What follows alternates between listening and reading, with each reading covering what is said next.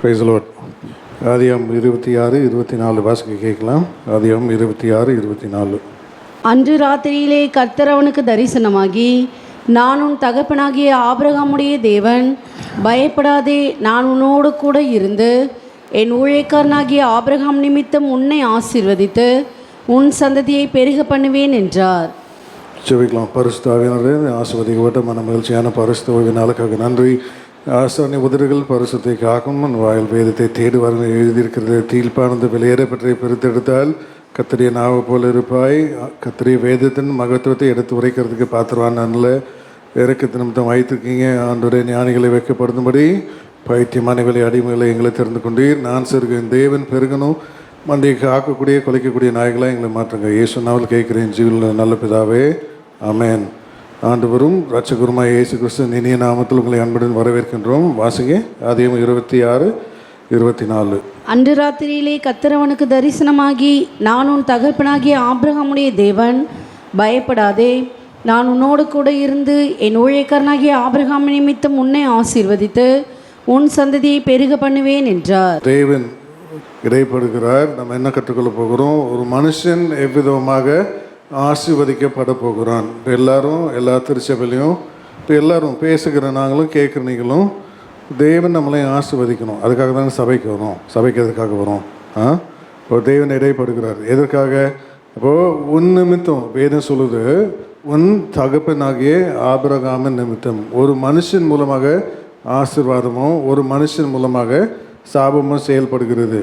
வேதத்தில் பாருங்கள், இப்போ தேவன் என்ன சொல்லுவார்? ஆதாமை பார்த்து சொல்லுவார், உன் நிமித்தம் இந்த பூமி சபிக்கப்பட்டிருக்கும். ஏன்? அப்போ ஒரு மனுஷனுடைய அவன் நிமித்தமாக. அதனால தான் வேதத்தில் நம்ம பார்க்குறோம், ஏராளமான திருவசலை கொண்டு தேவன் நம்மளை ஆற்றி தேற்றுகிறார். ஆனால் ஆசீர்வாதமும் சாபமும் ஒரு மனுஷன் நிமித்தம் செயல்படுகிறது. வாசிங்க ஆதியாகமம் 3:17. பின்பு அவர் ஆதாமை நோக்கி, நீ உன் மனைவியின் வார்த்தைக்கு செவி கொடுத்து புசிக்க வேண்டாம் என்று நான் உனக்கு விலக்கின விருட்சத்தின் கனியை புசித்தபடியினால் பூமி உன் நிமித்தம் சபிக்கப்பட்டிருக்கும். போதும். அப்போ தேவன் பாருங்க என்ன தேவன் சொல்றாரு? ஒரு மனுஷன் மூலமாக ஆசீர்வாதமும் ஒரு மனுஷன் மூலமாக சாபமும் செயல்படுகிறது. அப்போ தேவன் சொல்லுகிறார் உன் நிமித்தம். அப்போ ஒரு மனுஷன் மூலமாக, ஒரு புருஷன் மூலமாக, ஒரு மனைவி மூலமாக, ஒரு தாய் மூலமாக, ஒரு தகப்பன் மூலமாக, ஒரு சகோதரன் சகோதரி மூலமாக, ஒரு ஊழியக்காரன் மூலமாக ஒரு ஆசீர்வாதம் செயல்படணும். அப்போது முதலாவது ஆசீர்வாதம், இரண்டாவது தான் இப்போ நம்ம அதை குறித்து போகலை. இப்போ ஒரு மனுஷன் அப்படின்னா இப்போ நம் நிமித்தமாக ஏராளமான பிரச்சனைகள், தீராத வியாதிகள், கடன் பிரச்சனைகள், சுமக்க முடியாத பாரங்கள், இப்போ அதெல்லாம் ஒரு சுத்திகரிப்பு வழியாக இப்போ அதை பற்றி நம்ம பேச போதில்லை. இப்போ ஆசீர்வாதத்தை குறித்து தான் பற்றி நம்ம தியானிக்க போகிறோம். இப்போ தேவன் இடைப்படுகிறார். இங்கே தேவன் ஆண்டவர் என்ன கற்றுக் கொடுக்குறாரு? ஒரு மனுஷன் மூலமாக, ஆபிரகாமின் நிமித்தமாக, உன் தகப்பன் மூலமாக. வாசிங்க அந்த வசனத்தை திருப்பி. ஆதியாகமம் 26:24. அன்று ராத்திரியிலே கர்த்தர் அவனுக்கு தரிசனமாகி, நான் உன் தகப்பனாகிய ஆபிரகாமுடைய தேவன், பயப்படாதே, நான் உன்னோடு கூட இருந்து என் ஊழியக்காரனாகிய ஆபிரகாம் நிமித்தம் உன்னை ஆசீர்வதித்து. பாருங்க, ஒரு ஊழியக்காரன் நிமித்தம். அப்புறம் தேவன் சொல்லுகிறார், பயப்படாதே, நான் ஆபிரகாமின் நிமித்தம். நாங்கள் ஊழியம் செய்யும்போது 10 வருஷத்துக்கு முன்னாடி, இதெல்லாம் 10 வருஷம் முன்னாடி, ஒரு ஏசிய சபை பேர்லாம் சொல்லலை, ஒரு இடத்துல நாங்கள் ஊழியத்துக்கு போவோம். இப்போ அந்த சபைக்கு அவருக்கு 2 பெண்கள், மூத்த பெண்ணை விவாகம் பண்ணுறதுக்கு வேறு சபையிலேருந்து, இண்டிபெண்டன்ட் சபையிலேருந்து ஒரு பையன் வந்தான். அப்போ என் ஊழியக்காரர் பேசுகிறாரு, நீ ஜெபிச்சு கேளு தேவனுடைய சித்தம் என்ன அப்படின்னு. அப்போ அந்த பையன் சொல்கிறான், எவ்வளோ பெருமை பாருங்கள், தேவனுடைய சித்தம் வெளிப்பட்டுருச்சு. என்னன்னு கேட்டால், இப்போ நான் பிறந்தது என் பெற்றோர்களுக்கு ஆசீர்வாதம். நான் பிறந்தது யார்? அப்போது இவன் பிறக்கிற வரைக்கும் அவன் பெற்றோர்கள் எப்படி இருந்தாங்களாம்? சபிக்கப்பட்டு தரித்திரமாகவே இருந்திருக்காங்க போலுக்கு. அவன் அப்படி சொல்கிறான், நான் பிறந்தது தான் அவங்களுக்கு ஆசீர்வாதம். தேவன் தீர்க்க தரிசனமாக உரைச்சாது. எப்படி வருங்க இங்கே வேதம் என்ன சொல்லுது? வாசிங்க. இப்போது பிள்ளைகள் மூலயமா ஆசீர்வாதம் அல்ல, பிதாக்கள் மூலயமா தான் பிள்ளைகளுக்கு ஆசீர்வாதம். நம்ம நல்லா கற்றுக்கொள்ளணும். பிள்ளைகளை வச்சு ஒரு ஆசீர்வாதம் கிடையாது. ஒரு பிள்ளைகளை வச்சு தன் தகப்பனுக்கும் தாய்க்கும் ஆசீர்வாதம்னா அது ஆசீர்வாதம் இல்லை, அது சாபம். அது என்னது? பிள்ளைங்கள். அதனால தான் தேவன் சொல்லுகிறார், பிதாக்கள் வைக்கும் சுதந்திரம் பிள்ளைகளுக்குன்னு வரும். வாசிங்க. அப்போது பிதாக்கள், அதனால தான் தேவன் இடைப்படுகிறார். முற்பிதாக்கள் உன் நிமித்தம், ஆபிரகாமின் நிமித்தம்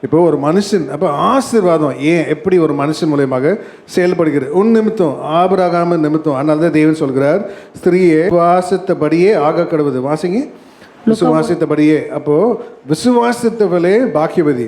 வாசிங்க லூக்கா 1:45. விசுவாசித்தவளே பாக்கியவதி, கர்த்தராலே அவளுக்கு சொல்லப்பட்டவைகள் நிறைவேறும் என்றான். ஆமா, அப்போ அதனால தான் தேவன் சொல்லுகிறார் 2 வாசிங்க. விசுவாசம் எல்லாரிடத்திலும் இல்லையே, எல்லாரிடத்திலும் விசுவாசம் இருக்கா? மனுஷகுமாரன் வரும்போது பூமியில விசுவாசத்தை காண்பாரோ. அப்போ மனுஷகுமாரன், அப்போ விசுவாசம் எப்படி? எல்லாரிடத்திலும் விசுவாசம் கிடையாது, விசுவாசம் எல்லா இடத்துலையும் இருக்கா? இப்போ விசுவாச பரிச்சை. அதனால ஒரு மனுஷனை தேவனை ஆசீர்வதிக்கிறதுக்கு இப்போ ஆசீர்வாதத்துக்குரிய 5 படிகள். முதல் படி என்ன? விசுவாசம். இந்த முதல் படியில் நம்ம நிற்கிறோமா? அதனால தான் தேவன் இடைப்படுகிறார். இப்போது 6ஆம் மாதம், இப்போ புதிய மாதத்துக்குள்ளே வந்துட்டோன்னா, இப்போ இந்த மாதம் இருக்குது, இப்போ அது தெரியும். ஆனால் தேவன் இடைப்படுகிறார். இப்போ தேவன் என்ன சொல்கிறாரு? இப்போ இந்த புதிய மாதத்தில் ஒரு மனுஷனை எப்படி தேவன் ஆசீர்வதிக்க விரும்புகிறார்? ஆசீர்வாதத்துக்குரிய 5 படிகள். முதல் படியே விசுவாசம் என்ற படி. வாசிங்க 2 தெசலோனிக்கேயர் 3:2. துர்குணராகிய பொல்லாத மனுஷர் கை நின்று நாங்கள் விடுவிக்கப்படும் படிக்கும் எங்களுக்காக வேண்டிக் கொள்ளுங்கள். விசுவாசம் எல்லாரிடத்திலும் இல்லையே. விசுவாசம் எல்லாரிடத்திலும் இல்லையே அப்படின்னா எல்லாருடைய வாழ்க்கையிலும் விசுவாச பரீட்சை என்பது வரும். விசுவாசம் நீ எதில் விசுவாசத்தில் நிலை நிற்கிறாய்? இப்போ வேத வசனம் வாக்குத்தத்தெல்லாம் ஆமேன் என்றும். ஆனால் அநேகருடைய வாக்குத்தத்தங்கள் நம்முடைய வாழ்க்கையில் பலிக்காத பட்சம் ஏன் உனக்கு விசுவாசம் குறைவு நிமித்தம். விசுவாசம் ரொம்ப முக்கியம் நம்முடைய வாழ்க்கையில். அதனால தான் யோவான் வாசிங்க 12:38 எங்கள் மூலியமாய் கேள்விப்பட்டதை விசுவாசித்தவன் யார்? அநேக உபதேசங்கள், அநேக வசனங்கள் இவைகளை கொண்டு தேவன் பேசுகிறார். ஆனால் எங்கள் மூலமாய் கேள்விப்பட்டதை விசுவாசித்தவன் யார்? வாசிங்க யோவான் 12:38. கர்த்தாவே எங்கள் மூலமாய் கேள்விப்பட்டதை விசுவாசித்தவன் யார்? இந்த காலைவேளையில் எங்கள் மூலமாய் கேள்விப்படுகிற விசுவாசத்தை கேள்விப்படுகிறீங்க, அதை விசுவாசிக்கிறவன் யார்? இந்த காலவேளையில் தேவன் இடைப்படுகிறார். அப்போது ஒவ்வொரு மனுஷனுக்குள்ளேயும் தேவன் செயல்படணும்னா ஒரு விசேஷமான விசுவாசம் தேவை. பொதுவான விசுவாசத்தை குறித்து தேவன் பேசலை, விசேஷமான. அதனால தேவன் இடைப்படுகிறார். நீங்கள் நல்லா கற்றுக்கொள்ளணும், விசுவாசம் பெரியது. அப்போது ஃபஸ்ட்டு தேவன் உண்டென்று தம்மை தேடுகிறவர்களுக்கு பலன் அளிப்பார் என்று நீ என்ன பண்ணணுமா? விசுவாசிக்கணும். இப்போ தேவன் இருக்கிறார். எதற்காக தேவன் இருக்கிறார்? விசுவாச வாழ்க்கை என்பது என்ன? உன்னுடைய பலத்திலே உன்னுடைய ஞானத்திலே சார்ந்து இருக்கிறது அல்ல, அது கிடையாது. அதனால தேவன் உண்டு என்று வாசிங்க. தம்மை தேடுகிறவர்களுக்கு பலன் அளிக்கிறார் என்று நீ விசுவாசிக்கணும். வாசிங்க எபிரேயர் 11:6. விசுவாசம் இல்லாமல் தேவனுக்கு பிரியமாயிருப்பது கூடாத காரியம். ஏனென்றால் தேவனிடத்தில் சேருகிறவன் அவர் உண்டென்றும் அவர் தம்மை தேடுகிறவர்களுக்கு பலன் அளிக்கிறவர் என்று விசுவாசிக்க வேண்டும். தேவன் உண்டு என்று தம்மை தேடுகிறவர்களுக்கு பலன் அளிக்கிறார். 1 கொரிந்தியர் 2:4 வாசிங்க. மனுஷனுடைய ஞானத்தில் சார்ந்து இருக்கிறது விசுவாசம் அல்ல. நீங்கள் நல்லா கற்றுக்கொள்ளணும். ஆரம்ப வாழ்க்கையில் ஒன்றுமே இல்லை, தேவனையே சார்ந்து இருப்போம். படிப்படியாக கொஞ்சமாக தேவன் உயர்த்துவார். 1000, அப்புறம் 10,000, அப்புறம் 15,000, 20,000 காசு வரும். 30,000, 40,000, 50,000 வந்த பிறகு என்ன வந்துடும்? நம்மளே துணிக்கிறோமா? சரி 2 லட்சம் கடன் வாங்கலாம், 3 லட்சம் கடன் வாங்கலாம், கடன் வாங்கி செயல்படலாம். இதுதான் தேவனுக்கு பிடிக்காது. கொஞ்சமாக படிப்படியாக தேவன் உயர்த்தும் போது விசுவாசத்தில் நிற்கிற நீயும் நானும் துணிகரமாக உன் ஞானத்தில் நீ செயல்படக்கூடாது. தேவன் அருவருக்கிறார். வாசிங்க 1 கொரிந்தியர் 2:4. உங்கள் விசுவாசம் மனுஷனுடைய ஞானத்தினால் அல்ல, தேவனுடைய பலத்தில் நிற்கும்படிக்கு. இப்போ தேவன் என்ன சொல்றாரு? விசுவாசம் எப்படி? மனுஷனுடைய ஞானத்தில் அல்ல. உன் ஞானம் செயல்படக்கூடாது. ஆரம்ப காலத்தில் பாருங்க, 10,000 சம்பளம் இருக்கும்போது என்ன பண்ணுவாங்க? 500 ரூபாய்க்கு தான் ஷூ வாங்குவான், 500 ரூபாய்க்கு தான் சட்டை வாங்குவான், 1000 ரூபாய்க்கு தான் இப்போ பேண்ட் வாங்குவான். இல்லை 20,000 வந்துச்சுன்னா என்ன பண்ணுவாங்க? கொஞ்சம் ஜாஸ்தி. 30,000 வந்துச்சுன்னா சரி ரைட்டு கடன் வாங்கணும். 40,000 ஆயிடுச்சுன்னா போச்சு ரைட்டு. இன்னும் 2 40,000 தான் 80,000. சரி ஒரு 5 லட்சம் 10 லட்சம் லோன் போட்டு ஒரு வீடு வாங்கலாம், ஒரு கார் வாங்கலாம். இல்லை மைண்ட் எப்படி செயல்படுது பாருங்கள். இப்போது இது உன் திராணிக்கு இல்லை. அதனால தான் தேவன் சொல்லுகிறார், உங்கள் விசுவாசம் மனுஷனுடைய ஞானத்தில் அல்ல, தேவனுடைய பலத்தில் நிற்கும்படிக்கு. தேவனுடைய பலத்தில். அதனால தான் தேவனுடைய ராஜ்யம் எதில் இல்லை? பேச்சு. சும்மா பேசாத, வாய முடுன்றாங்களே. பேச்சாவே சும்மா பேசாத, செயல்பாட்டு காமிக்கணும். அப்போ கிறிஸ்தவர்கள்லாம் அப்படின்னா நீ வாழ்ந்து காமிக்கணும். விசுவாசம் அப்படின்னா நீ செயல்பட்டு. அதனால தேவன் சொல்லுகிறார் ஆபிரகாம் நிமித்தம். ஆபிரகாம்னா விசுவாச தகப்பன். அப்போ ஆசீர்வாதத்துக்கு முதல் படியே விசுவாசம். இப்போ தேவன் இடைப்படுகிறார். அதனால தான் தேவன் சொல்லுகிறார், வாசிங்க, தேவனுடைய ராஜ்யம் 1 கொரிந்தியர் 4:20. தேவனுடைய ராஜ்யம் பேச்சில் அல்ல பலத்திலே உண்டாயிருக்கிறது. தேவனுடைய ராஜ்யம் எதில் இல்லை? பேச்சில் அல்ல, தேவனுடைய பலத்தில். அதனால தான் தேவன் சொல்கிறார் உங்கள் விசுவாசம் மனுஷனுடைய ஞானத்தில் அல்ல. உன்னுடைய ஞானமோ உன்னுடைய அனுபவமோ உன்னுடைய தாழ்ந்தையோ குறித்து நீ செயல்படக்கூடாது. தேவன் அறிவு இருக்கிறார். அதெல்லாம் ஒரு நாளும் தேவன் செயல்படவே மாட்டார். அதெல்லாம் தேவன் நம்முடைய காலங்களில் கற்றுக் கொடுக்குறார். ஆனால் விசுவாசம் எப்படி செயல்படுது? அதனால தேவன் சொல்கிறார் பிதாக்கள் வைக்கும் சுதந்திரம் பிள்ளைகளுக்கு. பிதாக்கள் அப்படின்னா என்ன? இப்போ நாயா பையா உழைக்கிறோம், யாருக்காக உழைக்கிறோம் சொல்லுங்கள்? நம்முடைய பிள்ளைகளுக்காக. ஆஸ்தியை சேர்க்குறோம், என்ன பண்ண? நான் தான் கஷ்டப்பட்டேன், என் பிள்ளை என்ன பண்ணக்கூடாது, கஷ்டமே படக்கூடாது, அப்படி தானே இருக்கும். அனைவருடைய வாழ்க்கையில் பாருங்கள், பிள்ளையை நல்லா கண்டித்து வளர்க்க மாட்டாங்க. ஒரே பிள்ளை தவம் பெற்று பிள்ளையை பெற்று எடுப்பாங்க எத்தனையும் வருஷம் கழிச்சு. அதான் அந்த பிள்ளையை காட்டு கழுதியை வளர்க்குறது. கடைசியில் அந்த பிள்ளையை என்ன பண்ணுவான்? அவங்க ஆஸ்தியெல்லாம் அழிச்சிடுவான். யார்? உன் பிள்ளைய ரொம்ப நாளுக்கு பிறந்த பிள்ளைய நீ கண்டிக்கவே மாட்ட, காட்டு கழுதியை உன் பிள்ளையை வளர்ப்ப. கடைசியில் அவனே ஆசையை அழிச்சிருவான். வாசிங்க நீதிமொழிகள் 19:14. வீடும் ஆஸ்தியும் பிதாக்கள் வைக்கும் சுதந்திரம், புத்தியுள்ள மனைவியோ கர்த்தரருளும் ஈவு. தேவன் சொல்றா பாருங்க, வீடும் ஆஸ்தியும் பிதாக்கள் வைக்கும் சுதந்திரம். அப்ப என்ன அழகா ஒரு ஆசீர்வாதம் வருது பாருங்க. வீடும் ஆஸ்தியும் பொறுப்புள்ள அப்பா என்ன பண்றான்? தன் பிள்ளைகளுக்கு சேர்த்து வைத்து போகிறான், வீடும் ஆஸ்தியும். அதே போல இப்போ தேவன் சொல்கிறான் இந்த காலவேளை, உன் பாட்டியை பாரு, உன் தாயை பாரு, உன்னில் உள்ள மாயமற்ற விசுவாசத்தை நீ என்ன பண்ணு? உன் வரங்களை அனல் முட்டி எழுப்பு. எப்படி பிதாக்கள் வைக்கும் சுதந்திரம் பிள்ளைகளுக்கு வருகிறதோ அதே போல விசுவாசம் பாட்டி மூலமாக, தாய் மூலமாக, கடைசி தன் பிள்ளைகளுக்கு மூலமாக எங்கே வருது. வாசிங்க 2 தீமோத்தேயு 1:4. உன்னிலுள்ள மாயமற்ற விசுவாசத்தை நினைவு கூறுகிறதினால் என் முன்னோர்கள் முதற்கொண்டு சுத்த மனசாட்சியோடு ஆராதித்து வரும் தேவனை நான் ஸ்தோத்திரிக்கிறேன். அந்த விசுவாசம் முந்தி உன் பாட்டியாகிய லோவிசாலுக்குள்ளும் உன் தாயாகிய ஐனிகேயாளுக்குள்ளும் நிலைத்திருந்தது, அது உனக்குள்ளும் நிலைத்திருக்கிறது என்று நிச்சயித்திருக்கிறேன். இது நிமித்தமாக நான் உன்மேல் என் கைகளை வைத்ததினால் உனக்குண்டான தேவ வரத்தை நீ அனல் மூட்டி எழுப்பி விடும்படி உனக்கு நினைப்பூட்டுகிறேன். தேவன் என்ன கற்றுக் கொடுக்குறாரு? உன் பாட்டி மூலமாக, உன் தாய் மூலமாக. அதெல்லாம் சொல்றாங்கல்ல, நிறைய பேர் சொல்லுவாங்க அம்மாவை போல இருக்க, அம்மாவை போலே. அம்மா சரியான வாயாடி, அம்மாவை போலே பிள்ளை உரிச்சு வச்சிருக்கு பாரு பொண்ணு இல்லை. பையனை பார்த்து என்ன சொல்லுவாங்க? ஏண்டா உங்கள் அப்பனை மாதிரியே பிறந்திருக்கிய, கொஞ்சம் திருந்தி இருப்பேன்னு பார்த்தேன், உங்கள் அப்பன் தான் சரியில்லை, நீ எப்படி இருக்க? அப்படியே ஒரு இதை சொல்லுவாங்களா? அவங்களால சொன்னதே இல்லையா? நல்ல அப்பா நினைக்கிறேன், நல்ல அப்பா அம்மா இருந்தால் சொல்ல மாட்டாங்க. உன் அப்பனை மாதிரியே இருக்கிய, திருட்டு பிள்ளைக்காரா இருக்கே நீ. உங்கள் அப்பா இது 10 பொய் சொன்னால் நீ எத்தனை பொய் சொல்கிற? 25 பொய் சொல்கிற. உன்னை என்ன பண்ணுறது இந்த காலவேளையில்? அதனால் தேவன் நான் அப்படி சொல்லக்கூடாது. தேவன் இப்போ நம்ம இந்த காலவேளையில் என்ன சொல்கிறாங்க? பாட்டியை போல, தாயை போல நீ அவர்களை பார். பிதாக்கள் வைக்கும் சுதந்திரம் பிள்ளைகளுக்கு எப்படி வருகிறதோ அதே போல் இந்த காலவேளையில் உன் விசுவாச வாழ்க்கையை நீ பலமாக நீ செயல்படணும். அதனால தான் உன் நிமித்தம், ஆபிரகாம் நிமித்தம், அப்போது உன் குடும்பத்தில் ஒரு புருஷன் மூலமாக, ஒரு மனைவி மூலமாக, தன் பிள்ளைகள் மூலமாக, இல்லைன்னா அந்த சபைக்காக அந்த ஊழியக்காரன் மூலமாக எப்படி ஆசீர்வாதம் செயல்படுது. நீ ஒரு வேலை ஸ்தலத்தில் போய் ஜாயின் பண்ணியிருக்க, ஐயா ஜெபிங்க, வேலை இல்லை, ஐயா ஜெபிங்க நல்ல வேலை வரணும், ஐயா ஜெபிங்க. நல்லா இல்லாத வேலைக்கே போனீ நீங்கள் சேர்ந்தினா அந்த ஒன் நிமித்தம் என்ன பண்ணணுமா? அந்த வியாபாரம் ஆசீர்வாதமாக மாறணும். ஒன் நிமித்தம் அப்படி மாறுதா? நீ போய் சேர்ந்தோன்னா 6 மாதம் இழுத்து முடிட்டான், என்ன பண்ணுறது? ஓனர் சேர்த்தாரு வேலைக்கு, நீ போய் சேர்ந்தோன்னே 6 மாதம் ஷட்டர் இறங்கிருச்சு. இப்போ நம்ம என்ன பண்ணணும் இந்த காலவேளை?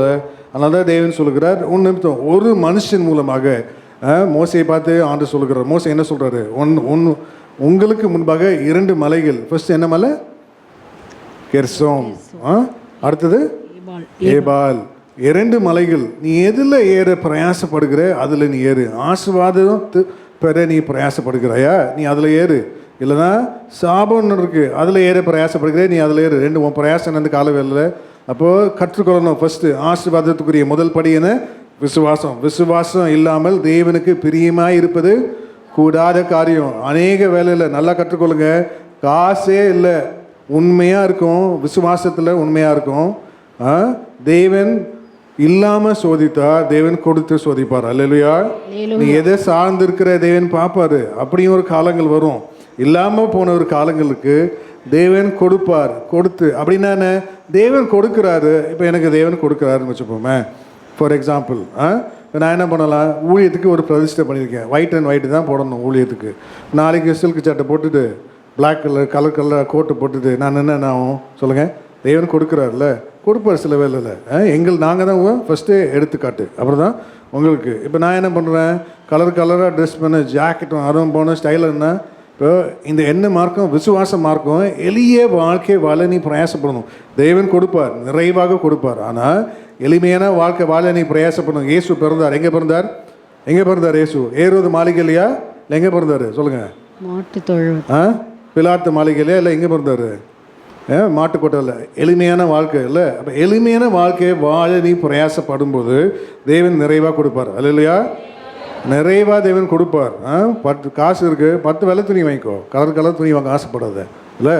காசு நிறையா இருக்குது, நீ என்ன பண்ணு, நிறைய கொடு. தேவன் உனக்கு ஏன் கொடுக்குறார்? நீ மற்றவர்களை ஆசீர்வதிக்கும்படி தேவன் உனக்கு கொடுக்குறார். நீ மற்றவர்களை ஆசீர்வதிக்கும் போது அது திரும்பி வரும். என் நிமித்தம் ஒரு கலசம் கொடுத்தா தேவன் என்ன பண்ணறான்? வாசிங்க, என் நிமித்தம் ஒரு கலசம் என் நிமித்தம். அப்போது தேவன் உன்னை ஆசீர்வதிக்கும் போது நீ மற்றவர்களை ஆசீர்வதிக்க பழகணும். எனக்கே இல்லை, நீ ஏன் பஞ்ச பாட்டு பாடுற? அப்போ தேவன் எப்போ தான் உன்னை ஆசீர்வதிக்கிறது? எப்போ பார்த்தாலும் இல்லை இல்லை இல்லை இல்லை. அப்போ என்ன பண்ணுறாரு? இருக்கிறது இல்லை. அதனால தான் கொஞ்சத்தில் உண்மையாக இருந்தா நீ மற்றவர்களை ஆசீர்வதித்து பழகு, நீ கொடு. அதான் வேறு சொல்லுது, வாங்குறது காட்டிலையும் கொடுக்கறது பாக்கியம். என்ன பாக்கியம்? இந்த காலவெளியில் சும்மா நீ சொல்லிக்க வேண்டியதுதான். ஒன்றுமே இல்லை, நீ ஒன்றுமே உனக்கு ஆர்டர் கொடுக்க மாட்டார். நீ விசுவாச வாழ்க்கையில் நீ என்ன பண்ணணுமா? நீ பலப்படணும். இந்த காலையில் வாசிங்க மத்தேயு 10:42. சீஷன் என்னும் நாமத்தை நிமித்தம் இந்த சிறியரில் ஒருவனுக்கு ஒரு கலச தண்ணீர் மாத்திரம் குடிக்க கொடுக்கிறவனும் தன் பலனை அடையாமற் போகான் என்று மெய்யாகவே உங்களுக்கு சொல்லுகிறேன் என்றார். அப்போ ஏன் இப்போ உன் பலத்தில் நீ உன்னுடைய எதில் உன்னுடைய சம்பளத்தையோ உன்னுடைய தாழ்ந்தையோ இதை சார்ந்தில்லை. அதனால தான் தேவன் சொல்கிறாரு, வாங்குறத காட்டிலும் கொடுக்கறது பாக்கியம். நீ கொடுக்க பழகணும் ஃபர்ஸ்ட் விசுவாசத்தில். அதனால தான் தேவன் சொல்கிறாரு, யாக்கோபு வாசிங்க 2ஆம் அதிகாரத்தில், ஈசாக்கை பலிபீடத்தில் செலுத்தினும் போது அவன் என்ன பண்ணானா? கிரீகனால் அல்லவோ நீதிமான். வாசிங்க. அப்போது தெய்வம் இடைப்படுகிறார். விசுவாசம் எப்படி செயல்படுகிறது? உன் கிரியின் நிமித்தம் விசுவாசம் செயல்படணும். விசுவாசம் இருக்குன்னு நீ சொல்கிற, உன் கிரியில் நீ காமிக்கிறியா? ஆண்டவரே பக்தி இருக்குன்னு சொல்கிற, பரிசுத்தம் இருக்குன்னு சொல்கிற, உன் கிரியில் நீ காமிக்கிறியா? விசுவாசம் கிரியைகளோடு செயல்படணும். அதனால தான் தேவன் வாசிங்க யாக்கோபு 2ஆம் அதிகாரம். யாக்கோபு 2:21. நம்முடைய பிதாவாகிய ஆபிரகாம் தன் குமாரன் ஈசாக்கை பலிபீடத்தின் மேல் செலுத்தின போது கிரியையினால் அல்லவோ நீதிமானாக்கப்பட்டான்.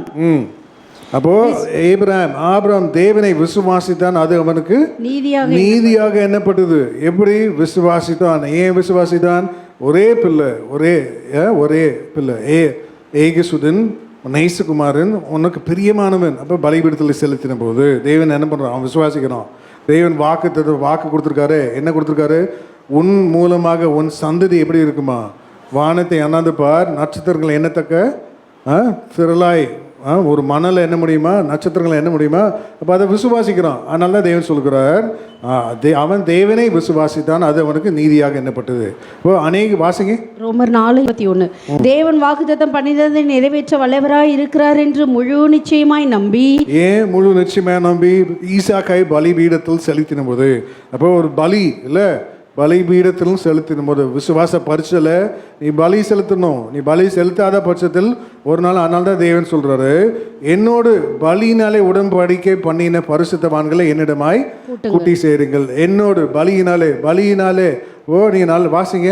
அப்போ பலி இல்லாத பட்சத்தில் நீ தேவனோடு கிட்டி சேர முடியாது. தேவன் சொல்கிறார், 2 விதமாக பிரிக்கிறார். பரிசுத்தவான்கள், என்னோடு பலியினாலே உடன்படிக்கை பண்ணின பரிசுத்தவான்கள். வாசிங்க சங்கீதம் 50:5.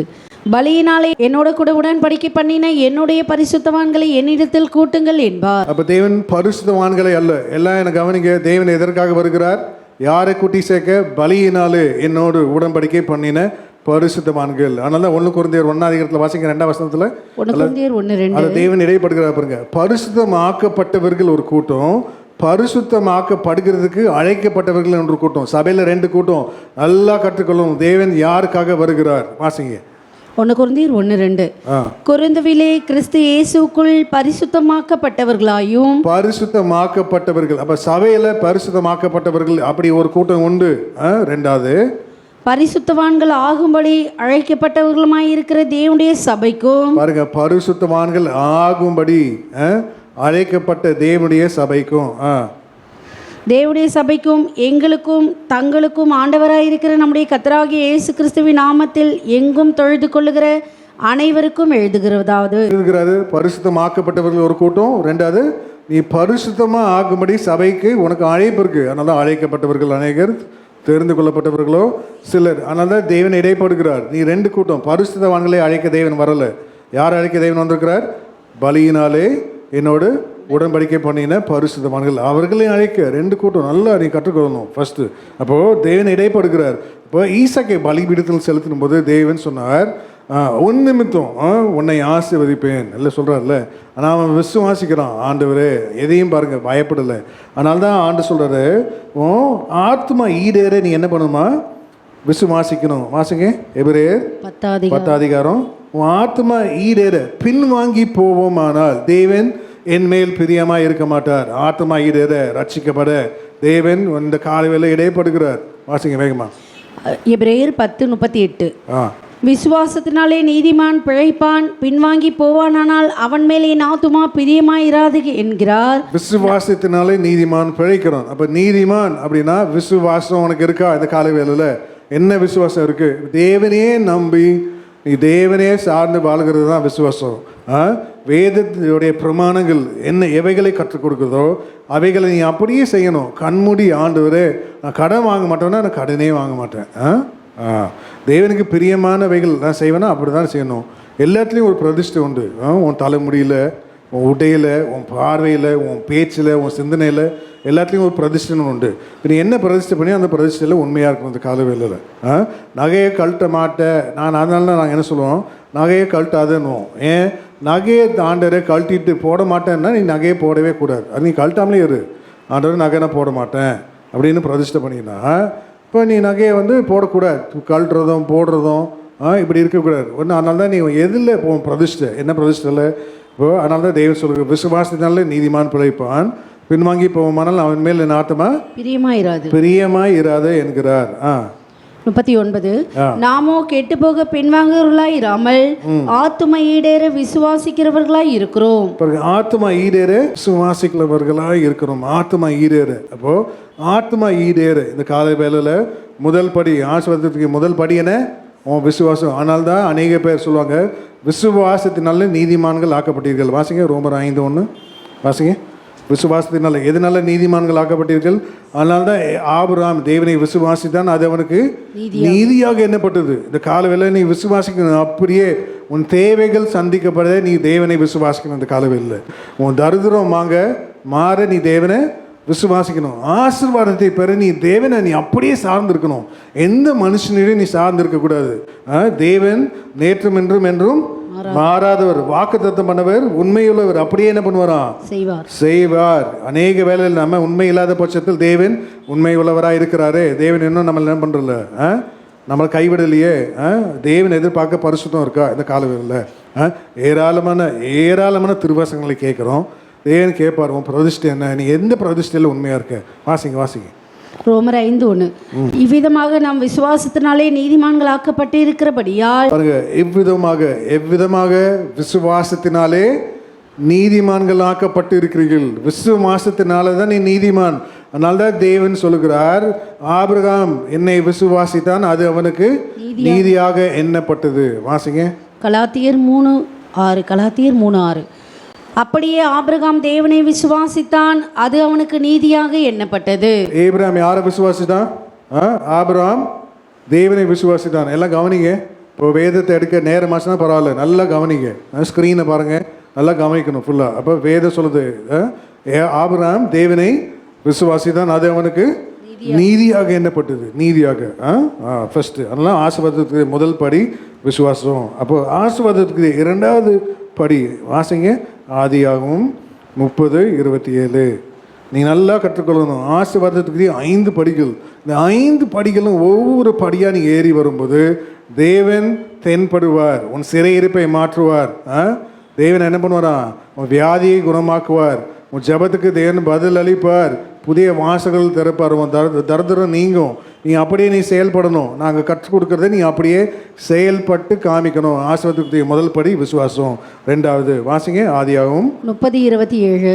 அப்பொழுது லாபான், உன் கண்களில் எனக்கு தயவு கிடைத்ததே, ஆனால் நீர் உன் நிமித்தம் கர்த்தர் என்னை ஆசீர்வதித்தார் என்று குறிப்பினால் அறிந்தேன். பாருங்க, உன் நிமித்தம். யார் நிமித்தம்?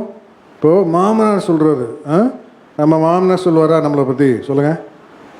மருமகனே உன் நிமித்தம் சொல்லுங்க.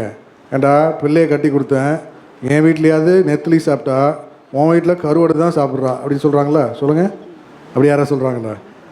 எந்த மாமனாரை நம்ம மருமகளை பார்த்து எப்படி சொல்லுவாங்களா? எனக்கு தெரிஞ்சு நான் கேட்டதே கிடையாது. சொல்லுங்கள். சொல்கிறாரு பாருங்க, உன் நிமித்தம், மருமகன் நிமித்தம். நம்ம சொல்லுவோம், ஐயோ என் பிள்ளை மூலயமா ஆசீர்வாதம் இல்லை, என் மகன் மூலயமா, என் மகள் மூலமாக. ஆனால் இங்கே என்ன சொல்கிறாரு? என்ன அருமையான வாசகம் இல்லை? லாபான்னு சொல்கிறாங்க, உன் நிமித்தம், மருமகன் மருமகள் நிமித்தம் ஒரு வீட்டில் சம்மந்தம் எடுக்கிறோம், அந்த சம்மந்தம் எடுத்த நிமித்தம் நீ அந்த பிள்ளைய நிமித்தம் ஆசீர்வாதம் வருதா? உன் நிமித்தம். யார் நிமித்தம்? யாக்கோபு நிமித்தம். யாக்கோபு. லாபான் யார்? சொல்லுங்க. லாபான் யார்? மாமனார். எந்த மாமனாரும் சொல்கிறாரா? கேட்போம். கல்யாணம்லாம் கை தூக்குங்க. எனக்கு கல்யாணம் ஆயிடுச்சு, கை தூக்குனால. நம்ம மாமனார் சொல்லியிருக்காரா? நான் மைக்கு கொடுத்துருவேன், சாட்சி சொல்லுங்கள். உண்மையா சொல்லியிருக்காரா? பாஸ்டருக்கு சொல்லியிருக்காரு. அல்லேலூயா. பாருங்க, தேவன் பாருங்க இடைப்படுகிறார். என்ன சொல்றாரு? உன் நிமித்தம், இந்த மருமகன் நிமித்தம், இந்த மருமகள் நிமித்தம். அதனால தான் இப்போ யாக்கோபு நிமித்தம். யாக்கோபு அப்படின்னா என்ன? யாக்கோபு எத்தன் தான். அப்போ அவன் இஸ்ரவேலாக மாறி விடுகிறான். அப்போ என்ன? தேவனோடும் மனிதனோடும் போராடி மேற்கொண்டவன் தான். வாசிங்க. இப்போ தேவன் அவனுக்கு சொல்கிறார் பாருங்க, இனி நீ யாக்கோபல்ல, தேவனோடும் மனிதனோடும் போராடி மேற்கொண்டவன் தான் யாரு? இஸ்ரவேல். ஆதியாகமம் 32:27. அப்பொழுது உன் பேர் என்ன என்று கேட்டார். யாக்கோபு என்றான். அப்பொழுது அவர், உன் பேர் இனி யாக்கோபு என்னப்படாமல் இஸ்ரவேல் என்னப்படும், தேவனோடும் மனிதரோடும் போராடி மேற்கொண்டாயே என்றார். அப்போ பாருங்க, தேவனோடும் மனிதரோடும் போராடி மேற்கொண்டாயே. அப்போது இந்த காலவேளையில் இப்போது நீ ஆதாமா ஏவாலாக இருக்கக்கூடாது. நீ யாராக இருக்கணும்? நீ ஜெபிக்கிறவனா நீ மாறிவிடணும். ஆசீர்வாதம் நம்ம மூலமாக செயல்படணும். அதனால தான் நம்ம அநேக வேலையில் நம்ம என்ன கற்றுக் கொடுக்குறோம்? அப்போது நம்முடைய பிள்ளைகளுக்கு என்ன சொல்கிறோம்? முழங்கால் நிற்க கற்றுக் கொடுக்கணும். என் பிள்ளை ஜெபிப்பா, என் பிள்ளை நல்லா ஜெபிக்கிறோம், அண்ணன் எப்பவுமே திட்டினே இருப்பேன். நல்லா முழங்காலில் நெல்லுன்னுவேன். இந்த வாலிப வயசில் தானே முழங்காலில் நிற்க முடியும். நல்ல 1/2 மணி நேரம் 1 மணி நேரம் ஜெபிக்கிற பிள்ளை முழங்காலில் நிற்கிறது என்ன? அதெல்லாம் உன் பிள்ளைகள் நீ என்ன முழங்கால் நிற்க கற்றுக் கொடுக்கணும். அதிகாலையில் எழும்ப நம்ம பிள்ளைகளுக்கு கற்றுக் கொடுக்கணும். நீ ஏன் சோம்பேறி? உன் பிள்ளை எப்படி எழும்பும்? நீ எத்தனை மணிக்கு கிளம்புற? நீ யாரெல்லாம் 4 மணிக்கு கிளம்பு? நீங்கள் கை தூக்குங்க பாருங்கள். பரவாயில்ல, கேட்கவே சந்தோஷமாக இருக்குது, பார்க்கவே. 5 மணிக்கு கிளம்புனாலும் கை தூக்குங்க. Very good. இப்போதான் நீ அதிகாலையில் வேறு சொல்லு, அதிகாலையில் என்னை தேடுகிறவன் கர்த்தரை கண்டடைவான். நீ எப்போ எழும்புற? நீ எழும்புறது மத்தியானம். நீ எப்போ ஜெபிக்கிற? சாயங்காலம். நீ எப்போ தூங்க போகிற? விடிய காலில். உன்னை எப்படி தேவன் ஆசீர்வதிப்பார்? வாசிங்க. நீதிமொழிகள் 8:17. என்னை சிநேகிக்கிறவர்களை நான் சிநேகிக்கிறேன், அதிகாலையில் என்னை தேடுகிறவர்கள் என்னை கண்டடைவார்கள். அதனால தான் நீ ஜெபிக்கும் போது, நீ போகும்போது தேவன் சொல்கிறார், ஒரு தரிசனம், ஒரு வெளிப்பாடு, ஒரு தொடுதல். இப்போ தேவன் இடைப்பட்டார், அந்த நிச்சயத்தோடு நீ என்ன பண்ணணும்? வெளியே கிளம்பி போகணும். என் சமூகம் உனக்கு முன்பாக செல்லணும் அப்படின்னு தேவன் பிரத்யட்சமாக பேசணும் இல்ல? அதனால தான் நீ ஜெபிக்கும் போது ஆண்டு அநேக வேலையில் பாருங்கள். இப்போது ஜெபிக்கிறவன் எல்லா சூழ்நிலையும் எழுந்துடுவான். எல்லாம் கவனிங்க. ஜெபிக்கிறவன் ஜெபிக்க தெரியணும். ஃபஸ்ட்டு ஜெபிக்க தெரியுமா? ஜெபிக்கிறதா என்னன்னு தெரியுமா? நீயும் தேவனுக்கிட்ட உறவை எப்படி பலப்படுத்துறதுன்னு தெரியுமா? அதனால தேவன் சொல்கிறாரு, அந்நிய பாஷையில் பேசுகிறவன் யாரோட? தேவனோட ரகசியங்களை அவனுக்கும் தேவனுக்கும் உண்டான பக்தி விருத்திக்கு ஏதுவாக. இப்போ நீ என்ன ஜெபிக்கிற? ஆண்டவர் எனக்கு ஆட்டை கொடு, கொட்டையை கொடு, மாட்டை கொடு, வேலை இல்லாத என் புருஷனுக்கு வேலை கொடு. என்ன அப்படி தானே ஜெபிக்கிறோம் நம்ம? சொல்லுங்கள். பிள்ளைக்கு ஃபீஸ் கட்ட முடியல, இப்போ நான் யாரையும் பரிகாசம் பண்ணல. எல்லாருக்கும் தேவை இருக்குல்ல, பேசுகிற எனக்கும் தேவை இருக்குது. வியாதியே குணமாகல, நீ ஜெபிச்சு என்ன பிரயோஜனம்? எப்போ பார்த்தாலும் ஐயா வியாதினா எல்லாருக்கும் வியாதி வரும் இல்லை? மருந்தும் எத்தனை வேலை? நீ 3 வேலை தான் ஜுரம். ஆனால் நீ என்ன பண்ணுற? 1 மாதமாக ஜுரம் போகலன்னா என்ன பண்ணும்? நம்மளே பார்க்கணும்ல. 1 மாதமாகவும் தலைவலி இருக்குது. தலைவலி என்ன பண்ணிடணும்? ஒரு மாதமாக வயிற்று வலி இருக்குது. நான் பெரிய பெரிய வியாதிகளாம் சொல்லலை, சின்ன வியாதியே சொல்கிறேன். சின்ன வியாதியே போகலை, பெரிய வியாதி எங்கே போகிறது? வாசிங்க. 1 கொரிந்தியர் 14:2.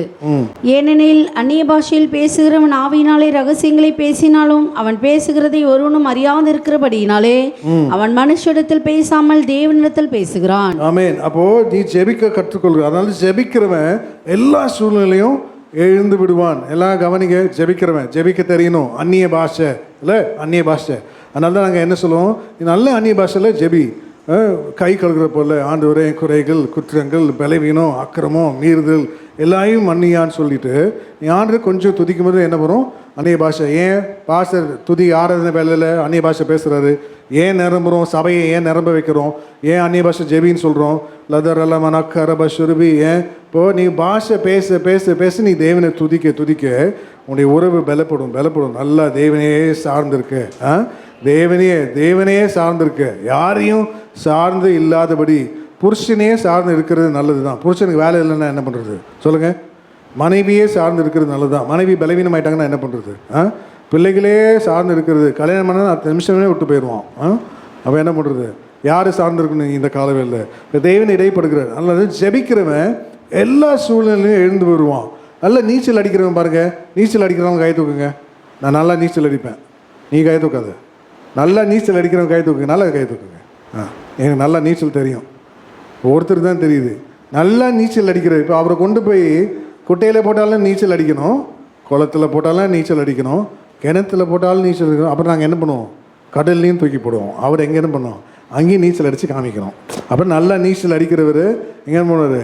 எல்லா இடத்துலையும் நீச்சல் அடிப்பார். அதே போல் நல்லா ஜெபிக்கிறவன் என்ன பண்ணுவான்? எந்த சூழ்நிலையும் எழுந்திருப்பான். அவனுக்கு இடையூறுதலே கிடையாது. அவன் ஜெபிக்க கற்றுக்கொண்டான். அதனால தான் ஃபஸ்ட்டு ஆசீர்வாதத்துக்கு முதல் படி விசுவாசம், ஆசீர்வாதத்துக்கு 2வது படி என்ன? ஜெபம். அதனால தான் பிள்ளைங்களுக்கு என்ன சொல்கிறோம்? முழங்கால நெல், அதிகாலை எழும்பு, வேதத்தை படி, தேவ சமூகத்தில் உன் கண்ணீரை ஊற்றி விடு.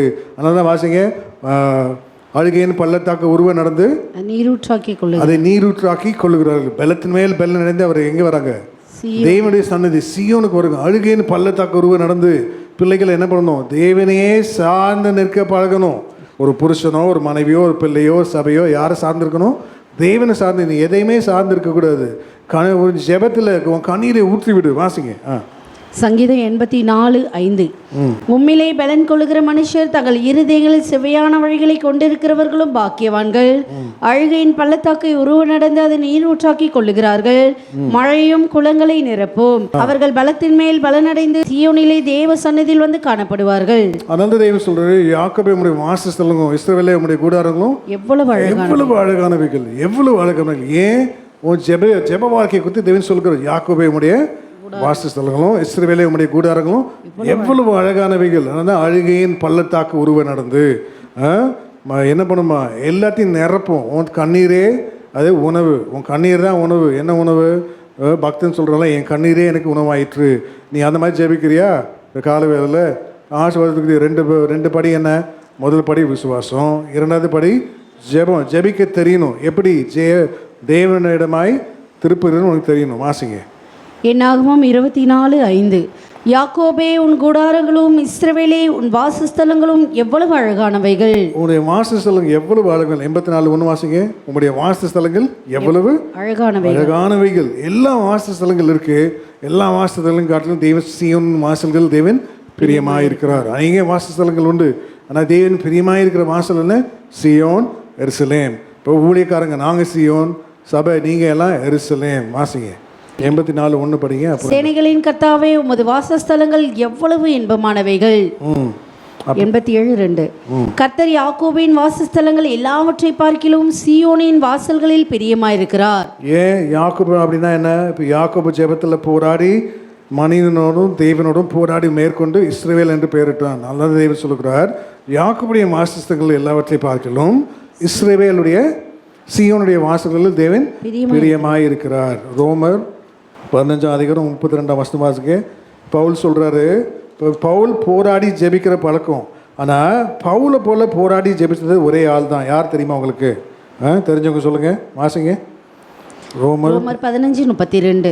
நீங்கள் தேவனை நோக்கி செய்யும் ஜெபங்களில் நான் போராடுவது போல நீங்களும் என்னோடு கூட போராட வேண்டும் என்று நம்முடைய கர்த்தராகிய இயேசு கிறிஸ்துவின் நிமித்தம் ஆவியானவருடைய அன்பின் நிமித்தமும் உங்களை வேண்டிக் கொள்ளுகிறேன். பவுல் சொல்கிறார் பாருங்க, போராடி ஜெபிக்கிறது போல. பவுல் ஜெபித்தார், ஆனால் அநேக பேர் பவுலோட கூட போராடி ஜெபிக்கல. ஒரே ஒரு நபர் பவுலோட கூட போராடி ஜெபிச்சிட்டார். யார் சொல்லுங்கள்? தெரிஞ்சவங்க சொல்லுங்கள் பார்ப்போம். சொன்னீங்கன்னா நாங்கள் ஒரு gift கொடுக்க போகிறோம். என்ன சொல்லுங்க? யார்? கிடையாது. யார் சொல்லுங்கள்? ஃபஸ்ட்டு சபையை கேட்போம். சொல்லுங்கள். தெரியலையா? சொல்லுங்கள். இப்போ மைக்கில் சொல்லுங்கள். எப்பாப்பிரா. வாசிங்க வசனம். கொலோசியர் 4:12. கொலோசியர் 4:12. எப்பாப்பிராவும் உங்களுக்கு வாழ்த்துதல் சொல்லுகிறான். உங்களை சேர்ந்தவனும் கிறிஸ்துவின் ஊழியக்காரனுமாகிய இவன் நீங்கள் தேவனுக்கு சித்தமானவை எல்லாவற்றிலும் தேறினவர்களாயும் பூர்ண நிச்சயமுள்ளவர்களாயும் நிலை நிற்க வேண்டுமென்று தன் ஜெபங்களில் உங்களுக்காக எப்பொழுதும் போராடுகிறான். பவுல் போராடியது போல அவனுடைய ஜெபத்தில் உங்களுக்காக எப்பொழுதும் போராடுகிறான். யாரு? பவுலை போல. அப்போ தேவன் இடைப்படுகிறார். நீங்கள் நல்லா கற்றுக்கணும். அதனால தான் அநேகருடைய வாழ்க்கையில் நிறைய பேருக்கு பாருங்க, ஊழியக்காரங்க நிறைய பேர் ஊழியம் பண்ணுவாங்க. ஆனால் ஒரு ஊழியக்காரன் ஜெபிக்காத பட்சத்தில் இப்போ ஊழியம், இப்போ நான் வந்திருக்கேன், இப்போ எல்லாம் கவனிங்க, இப்போ ஊழியத்துக்கு தானே வந்திருக்கோம், இப்போ ஊழியத்திலே இருப்போம் கடைசி வரைக்கும். ஆனால் நான் ஜெபிக்காத பட்சத்தில் ஊழியம் அதில் ஒரு பிரகாசம் இருக்காது, ஷைன் இருக்காது. ஒரு ஊழியக்காரன் என்ன பண்ணும்? நல்லா ஜெபிக்க கற்றுக்கொள்ளணும். ஊழியர்கள் நல்லா ஜெபிக்கணும். அதே போல் ஒரு விசுவாசி நல்லா ஜெபிக்காத பட்சத்தில் அவன் பூரணத்தை எட்டி அடைய முடியாது. ஜெப வாழ்க்கை நீ என்ன பண்ணலாம்?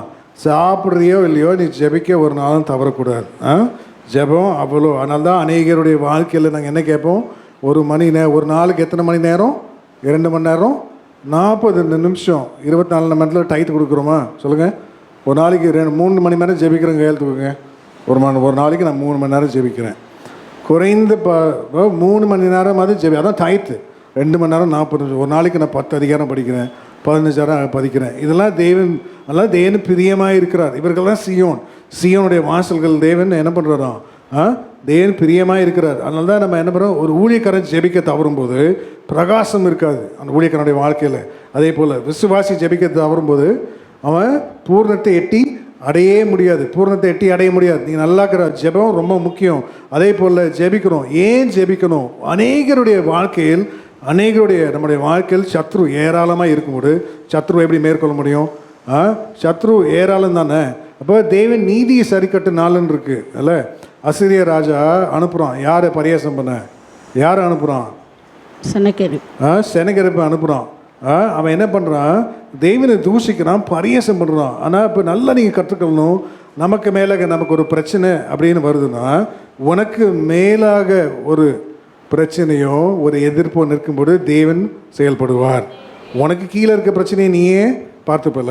இப்போ ஏன் அன்றைக்கி வேலையில் ஆண்டவரே என்னுடைய பலன் இல்லை, என்னால் முடியல, எனக்கு திராணி இல்லை, ஏன் இல்லை? நம் தேவன் பெரியவராக இருக்கிறார். அதனால தான் தேவன் சொல்கிறார், நீதியை சரி கட்டும் நாளும். மாசுங்க ஏசாயா 35:4. ஒரு நாளும் பதறாத, ஜெபத்தில் உறுதியாக தரித்திரு அப்படின்னு தேவன் சொல்லுகிறார். மனம் பதறுகிறவர்களை பார்த்து நீங்கள் பயப்படாதிருங்கள். ஏன் பயப்படாத? உன் பிரச்சனையை கண்டு பயப்படாத, உன் சூழ்நிலையை கண்டு பயப்படாத. இவன் எதிர்க்கிறானே, எனக்கு பிரச்சனையாக இருக்கு, எனக்கு பலன் இல்லையே ஆண்டவரே இவர்களை எதிர்க்க, இதை மேற்கொள்ள எனக்கு பலன் இல்லையே. மனம் பதறுகிறவர்களை பார்த்து நீங்கள் பயப்படாதிருங்கள், திடன் கொள்ளுங்கள். திடன் கொள்ளுங்கள், தைரியமாக இரு. எப்படி நீ தைரியமாக இருக்க முடியும்? சொல்லுங்கள். நம்மளுடைய பலவானா ஒருத்தன் நம்மளை எதிர்த்து வரும்போது நீ எப்படி தைரியமாக இருக்க முடியும்? திடன் கொள்ளுங்கள், உங்கள் தேவன் இதோ உங்கள் தேவன் நீதியை சரி கட்டவும் உங்கள் தேவன் பதிலளிக்கவும் வருவார். அவர் வந்து உங்களை ரட்சிப்பார் என்று சொல்லுங்கள். அவர் வந்து உங்களை ரட்சிப்பார் என்று சொல்லுங்கள். அதனால்தான் நீதிமான்களுடைய கூடாரங்கள் ரட்சிப்பின் கம்பீர சத்தம் உண்டு. யார் ரட்சிப்பார்? நீதிமான்களுடைய கூடாரங்கள். வாசிங்க சங்கீதம் 118 அதில் வரும் பாருங்க. நீதிமான்களுடைய கூடாரங்கள் ரட்சிப்பின் கம்பீர சத்தம் உண்டு. தேவன் ரட்சிப்பார் வல்லையமாக. தேவனுடைய வலது கரம் பராக்கிரமம் செய்யும். ஏன்? என்னோட பலசாலி. ஆமாம், தேவன். அப்போ தானே தேவன் வருவார். உன்னுடைய பலசாலியா இல்லை, அதை தான் நீயே பார்த்துக்கொள்வியே. அதனால நீ பதறக்கூடாது. ஜெபத்தில் உறுதியாய் நீ தரித்து கொள்ளணும். நீதிமான்கள் கூடாரங்கள் ரட்சிப்பின் கம்பீர சத்தம் உண்டு. வாசிங்க. சங்கீதம் 118:15. நீதிமான்களுடைய கூடாரங்களில் ரட்சிப்பின் கம்பீர சத்தம் உண்டு, கர்த்தரின் வலதுகரம் பராக்கிரமம் செய்யும். ஹல்லேலூயா. ஹல்லேலூயா. தேவன் என் வலதுகரம், தேவன் பராக்கிரம் செய்வார். அநேக வேலையில் நீ அந்த மாதிரி யுத்தம் இருக்கா, என்னோட பலசாலியா தேவன் என்ன பண்ணுக்கா, எனக்கு முன்னால் யுத்தத்தை கொண்டு வந்திருக்கிறார். அப்படி யாரா இருக்கா? என்னோட பலவான்கள், என்னோட பலசாலிகள், ஏராளமான தேவன் அவர்களை எல்லாம் முறியடித்திருக்கிறார். ஆமேன். என் வாழ்க்கையில் நான் ருசிச்சிருக்கேன். கர்த்தர் நல்லவர் என்பதை ருசித்து பார்க்க. என்னோட பலமானவர்கள், ஐஸ்வர்யம் உள்ளவர்கள், அப்புறம் எல்லா அனுபவம் உடையவர்கள் எல்லாருமே இப்போ காசுலையும் சரி, செல்வாக்குலையும் சரி, அந்தஸ்துலையும் சரி, பண பலத்துலையும் சரி, ஆள் பலத்துலையும் சரி, தேவன் அவர்கள் எல்லாரையும் என்ன பண்ணணும்? முறியடித்தார். உன் வாழ்க்கையில் அப்படி இருக்கா? நீ தைரியமாக நிற்கணும். அதுதான் ஆசீர்வாதத்துக்கு முதல் படி என்ன? ஆசீர்வாதத்துக்கு இரண்டாவது படி என்ன? ஜெபம். ஜெபிக்கிறவன் நீ ஜெபிக்க பழகணும், ஜெபிக்க கற்றுக்கொள்ள பழகணும். மூன்றாவது வாசிங்க. அதனால தான் லாபான் பார்த்து என்ன சொல்கிறான்? அவன் பிள்ளைகள்னால ஆசீர்வாதம் அல்ல, யாருனால ஆசீர்வாதம்? வானத்தின் வாசலை பார்த்தவன் வந்துட்டான் வீட்டுக்குள்ளே, கல் அபிஷேகம் பண்ணியவன் வந்துட்டான். அதனால தான் அவன் சொல்கிறார், உன் நிமித்தம் என் வீடு ஆசீர்வதிக்கப்பட்டிருக்கு. லாபான் சொல்லுகிறது போல அந்நிய ஒரு புறஜாதியை சொல்லணும். உன் நிமித்தமாக நீங்கள் வந்தீங்க, நான் ஆசீர்வாதமாக்குங்க. வந்துட்டா சாக்கடையை என் வீட்டு பக்கமாக திருப்பிட்டா, சபை முடிச்சுட்டு போகிறேன், வச்சுக்கிறேன் இல்லை, அப்படியே சொல்கிறோம் அவன். வாசிங்க. இப்போ மூன்றாவது ஆசீர்வாதத்துக்கே மூன்றாவது படி 2 சாமுவேல் 6:11. கர்த்தருடைய பெட்டி கித்தியனாகி ஓபேதேதோமின் வீட்டில் 3 மாதம் இருக்கையில் கர்த்தர் ஓபேதேதோமையும் அவன் வீட்டார் அனைவரையும் ஆசீர்வதித்தார். அப்போ தேவன் இடைப்படுகிறார். அப்போ உடன்படிக்கை பெட்டி யார் வீட்டில் இருந்துச்சு? ஓபேத். இல்லை 3 மாதம். உடன்படிக்கை பெட்டி எதை காண்பிக்கிறது? இப்போ ஓபேத் வேதத்தில் நீங்கள் பார்த்தீங்கன்னா சாதாரண மிடில் கிளாஸ் கூட கிடையாது, இன்னும் கம்மி, பரம்பரை பணக்காரனும் கிடையாது. தேவன் அவன் வீடை ஆசீர்வதித்தார். சொல்லுங்கள், ஆண்டவர் எனக்கு ஆஸ்தி இல்லை, எங்கள் அப்பா எனக்கு சொத்து வைக்கலை, நான் பெரிய செல்வாக்கு வீட்டில் பிறக்கல, ஆனால் தேவன் என்னை ஆசீர்வதித்தார். மனுஷன் ஒன்று ஆசீர்வதிக்கக்கூடாது, தேவன் அந்த வீட்டை ஆசீர்வதித்தார். எப்படி ஆசீர்வதித்தார்? ஆசீர்வாதத்துக்கு மூன்றாவது படி என்ன? உடன்படிக்கை பெட்டி. பிரதிஷ்டையில் உண்மையாக இருக்கியா? உடன்படிக்கை பெட்டியில் என்னெல்லாம் இருந்துச்சு? வேகமாக வாசிங்க. உடன்படிக்கை பெட்டிக்குள்ளே என்னெல்லாம் இருந்துச்சு? எபிரேயர் 9:4. வாசிங்க வேகமாக. அதிலே பொன்னார் செய்த தூப கலசமும் முழுவதும் பொற்றகடு பொதிக்கப்பட்டிருந்த உடன்படிக்கை பெட்டியும் இருந்தன. அந்த பெட்டியிலே மன்னா வைக்கப்பட்ட பொற்பாத்திரமும். எல்லாம் இப்போ வீட்டில் போய் நீங்களே நாங்கள் நோட்ஸ் கொடுப்போம், நீங்கள் என்ன பண்ணிக்கணும்? எஸ்ஏ எழுதிக்கணும். ஃபர்ஸ்ட் உடன்படிக்கை பெட்டியில் என்ன இருந்துச்சு? அந்த பெட்டியில் மன்னா வைக்கப்பட்ட பொற்பாத்திரமும். உன் சரீரம் ஒரு பொற்பாத்திரமா இருக்கணும். தேவனுடைய வாக்குத்தத்தம் வசனம் எல்லாம் மன்னா இல்லை. அதனால்தான் வேதம் சொல்லுது, ஜெயம் கொள்ளுகிறவனுக்கு தேவன் என்ன பண்ணுவாராம்? மறைவானா மன்னா கொடுப்பா. ஜெயம் கொள்ளணும், மறைவானா. உன் பாத்திரம் பொற்பாத்திரம். நீ தகடு, பித்தளை, மண், மரம் இப்படி இருக்கக்கூடாது. தேவன் பாருங்க மண்ணா வைக்கிறார். ஏன்? பொண்ணு எதை காண்பிக்கிறது? பொன் விசுவாசத்தை காண்பிக்கிறது. நீ விசுவாசத்தில் வல்லவனாக இருக்கணும். அதனால தான் விசுவாசத்தில் வல்லவனாக இருக்கும்போது தேவன் மன்னாவை வைக்கிறார். வாசிங்க. அப்புறம் அந்த பெட்டியிலே மன்னா வைக்கப்பட்ட பொற்பாத்திரமும் ஆரோனுடைய தளிர்த்த கோலும். அப்போ தளிர்த்த கோல். அப்போ அழைக்கப்பட்டவர்கள் அநேகர்கள், தெரிந்து கொள்ளப்பட்டவர்களோ சிலர். அந்த கோல் துளிர்த்தது. வாசிங்க. இப்போ தேவன் எல்லா கோலையும் வைக்கிறாருன்னா யார் கோல் துளிர்க்குது? சொல்லுங்க. ரா முழுவதும் அந்த கோல் எங்கே இருந்துச்சான்? எங்கே இருந்துச்சு? தேவ சமூகத்தில். எங்கே இருந்துச்சு? பெட்டியில் தானே. வாசிங்க. என்னாகுமா 17:4. அவைகளை ஆசரிப்பு கூடாரத்தில் நான் உங்களை சந்திக்கும் ஸ்தானமாகிய சாட்சி பெட்டிக்கு முன்னே வைக்க கடவாய். சாட்சி பெட்டினா உடன்படிக்கை பெட்டின்னு அர்த்தம். சாட்சி பெட்டிக்கு முன்னே வைக்க கடவாய். 8 படிக்கிறேன். மறுநாள் மோசே சாட்சியின் கூடாரத்துக்குள் பிரவேசித்த போது இதோ லேவியின் குடும்பத்தாருக்கு இருந்த ஆரோனின் கோல் துளிர்த்திருந்தது. அது துளிர் விட்டு பூ பூத்து வாதுமை பழங்களை கொடுத்தது. 7ஆம் வசனம் வாசிங்க. 7. அந்த கோல்களை மோசே சாட்சியின் கூடாரத்திலே கர்த்தருடைய சமூகத்தில் வைத்தான். அப்போ சமூகத்தில் வைத்தான். அப்போ மறுநாள் ஒரு நாள் முழுவதும், ராத்திரி முழுவதும். அப்போ கோல் எப்போ துளிக்கும்? கோல்னா என்ன தெரியுமா?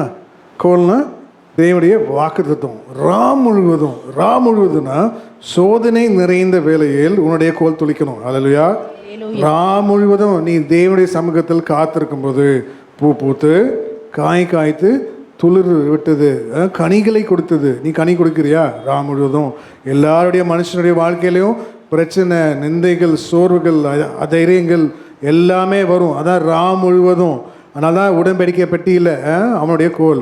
அப்போ தேவன் சொல்லுகிறார், ஓபேதோட வீட்டில் என்ன, அவன் சாதாரண ஒரு மனுஷன், எந்த செல்வாக்கும் இல்லை, ஆனால் தேவன் அவன் வீட்டை ஆசீர்வதித்தார். ஏன்? அபரிதமாக ஆசீர்வதித்தார். ஏன் ஆசீர்வதித்தார்? உன் பிரதிஷ்டை என்ன? உடன்படிக்கை பட்டினா என்ன? பிரதிஷ்டையை காண்பிக்கிறது என்ன? ஒரு தனிப்பட்ட வாழ்க்கையில் ஒரு பிரதிஷ்டை இருக்கணும். என்ன பிரதிஷ்டை பண்ணுறோம்? இப்போ பாருங்கள், ஒரு விவாகத்தில் நம்ம என்ன பார்க்குறோம்? ஒரு புருஷனும் ஒரு ஸ்திரியும் விவாகம் பண்ணும்போது எல்லாம் என்ன பண்ணுவாங்க? ஒரு பிரதிஷ்டை பண்ணுறாங்க. என்ன பண்ணுறாங்க தெரியுமா? அதில் முக்கியமான ஒரு வார்த்தை வரணும். மரணம் நம்மை பிரிக்கும் வரை, மாமியார் நம்மை பிரிக்கும் வரை, மாமனார் நம்மை பிரிக்கும் வரை என்ன சொல்கிறாங்க? மரணம் நம்மை பிரிக்கும் வரை. அப்போது பிரதிஷ்டை, உடன்படிக்கைக்கு உட்பட்ட நிபந்தனை மார்க்கம் தான் இது. இந்த மார்க்கம் எப்படிப்பட்ட மார்க்கம்?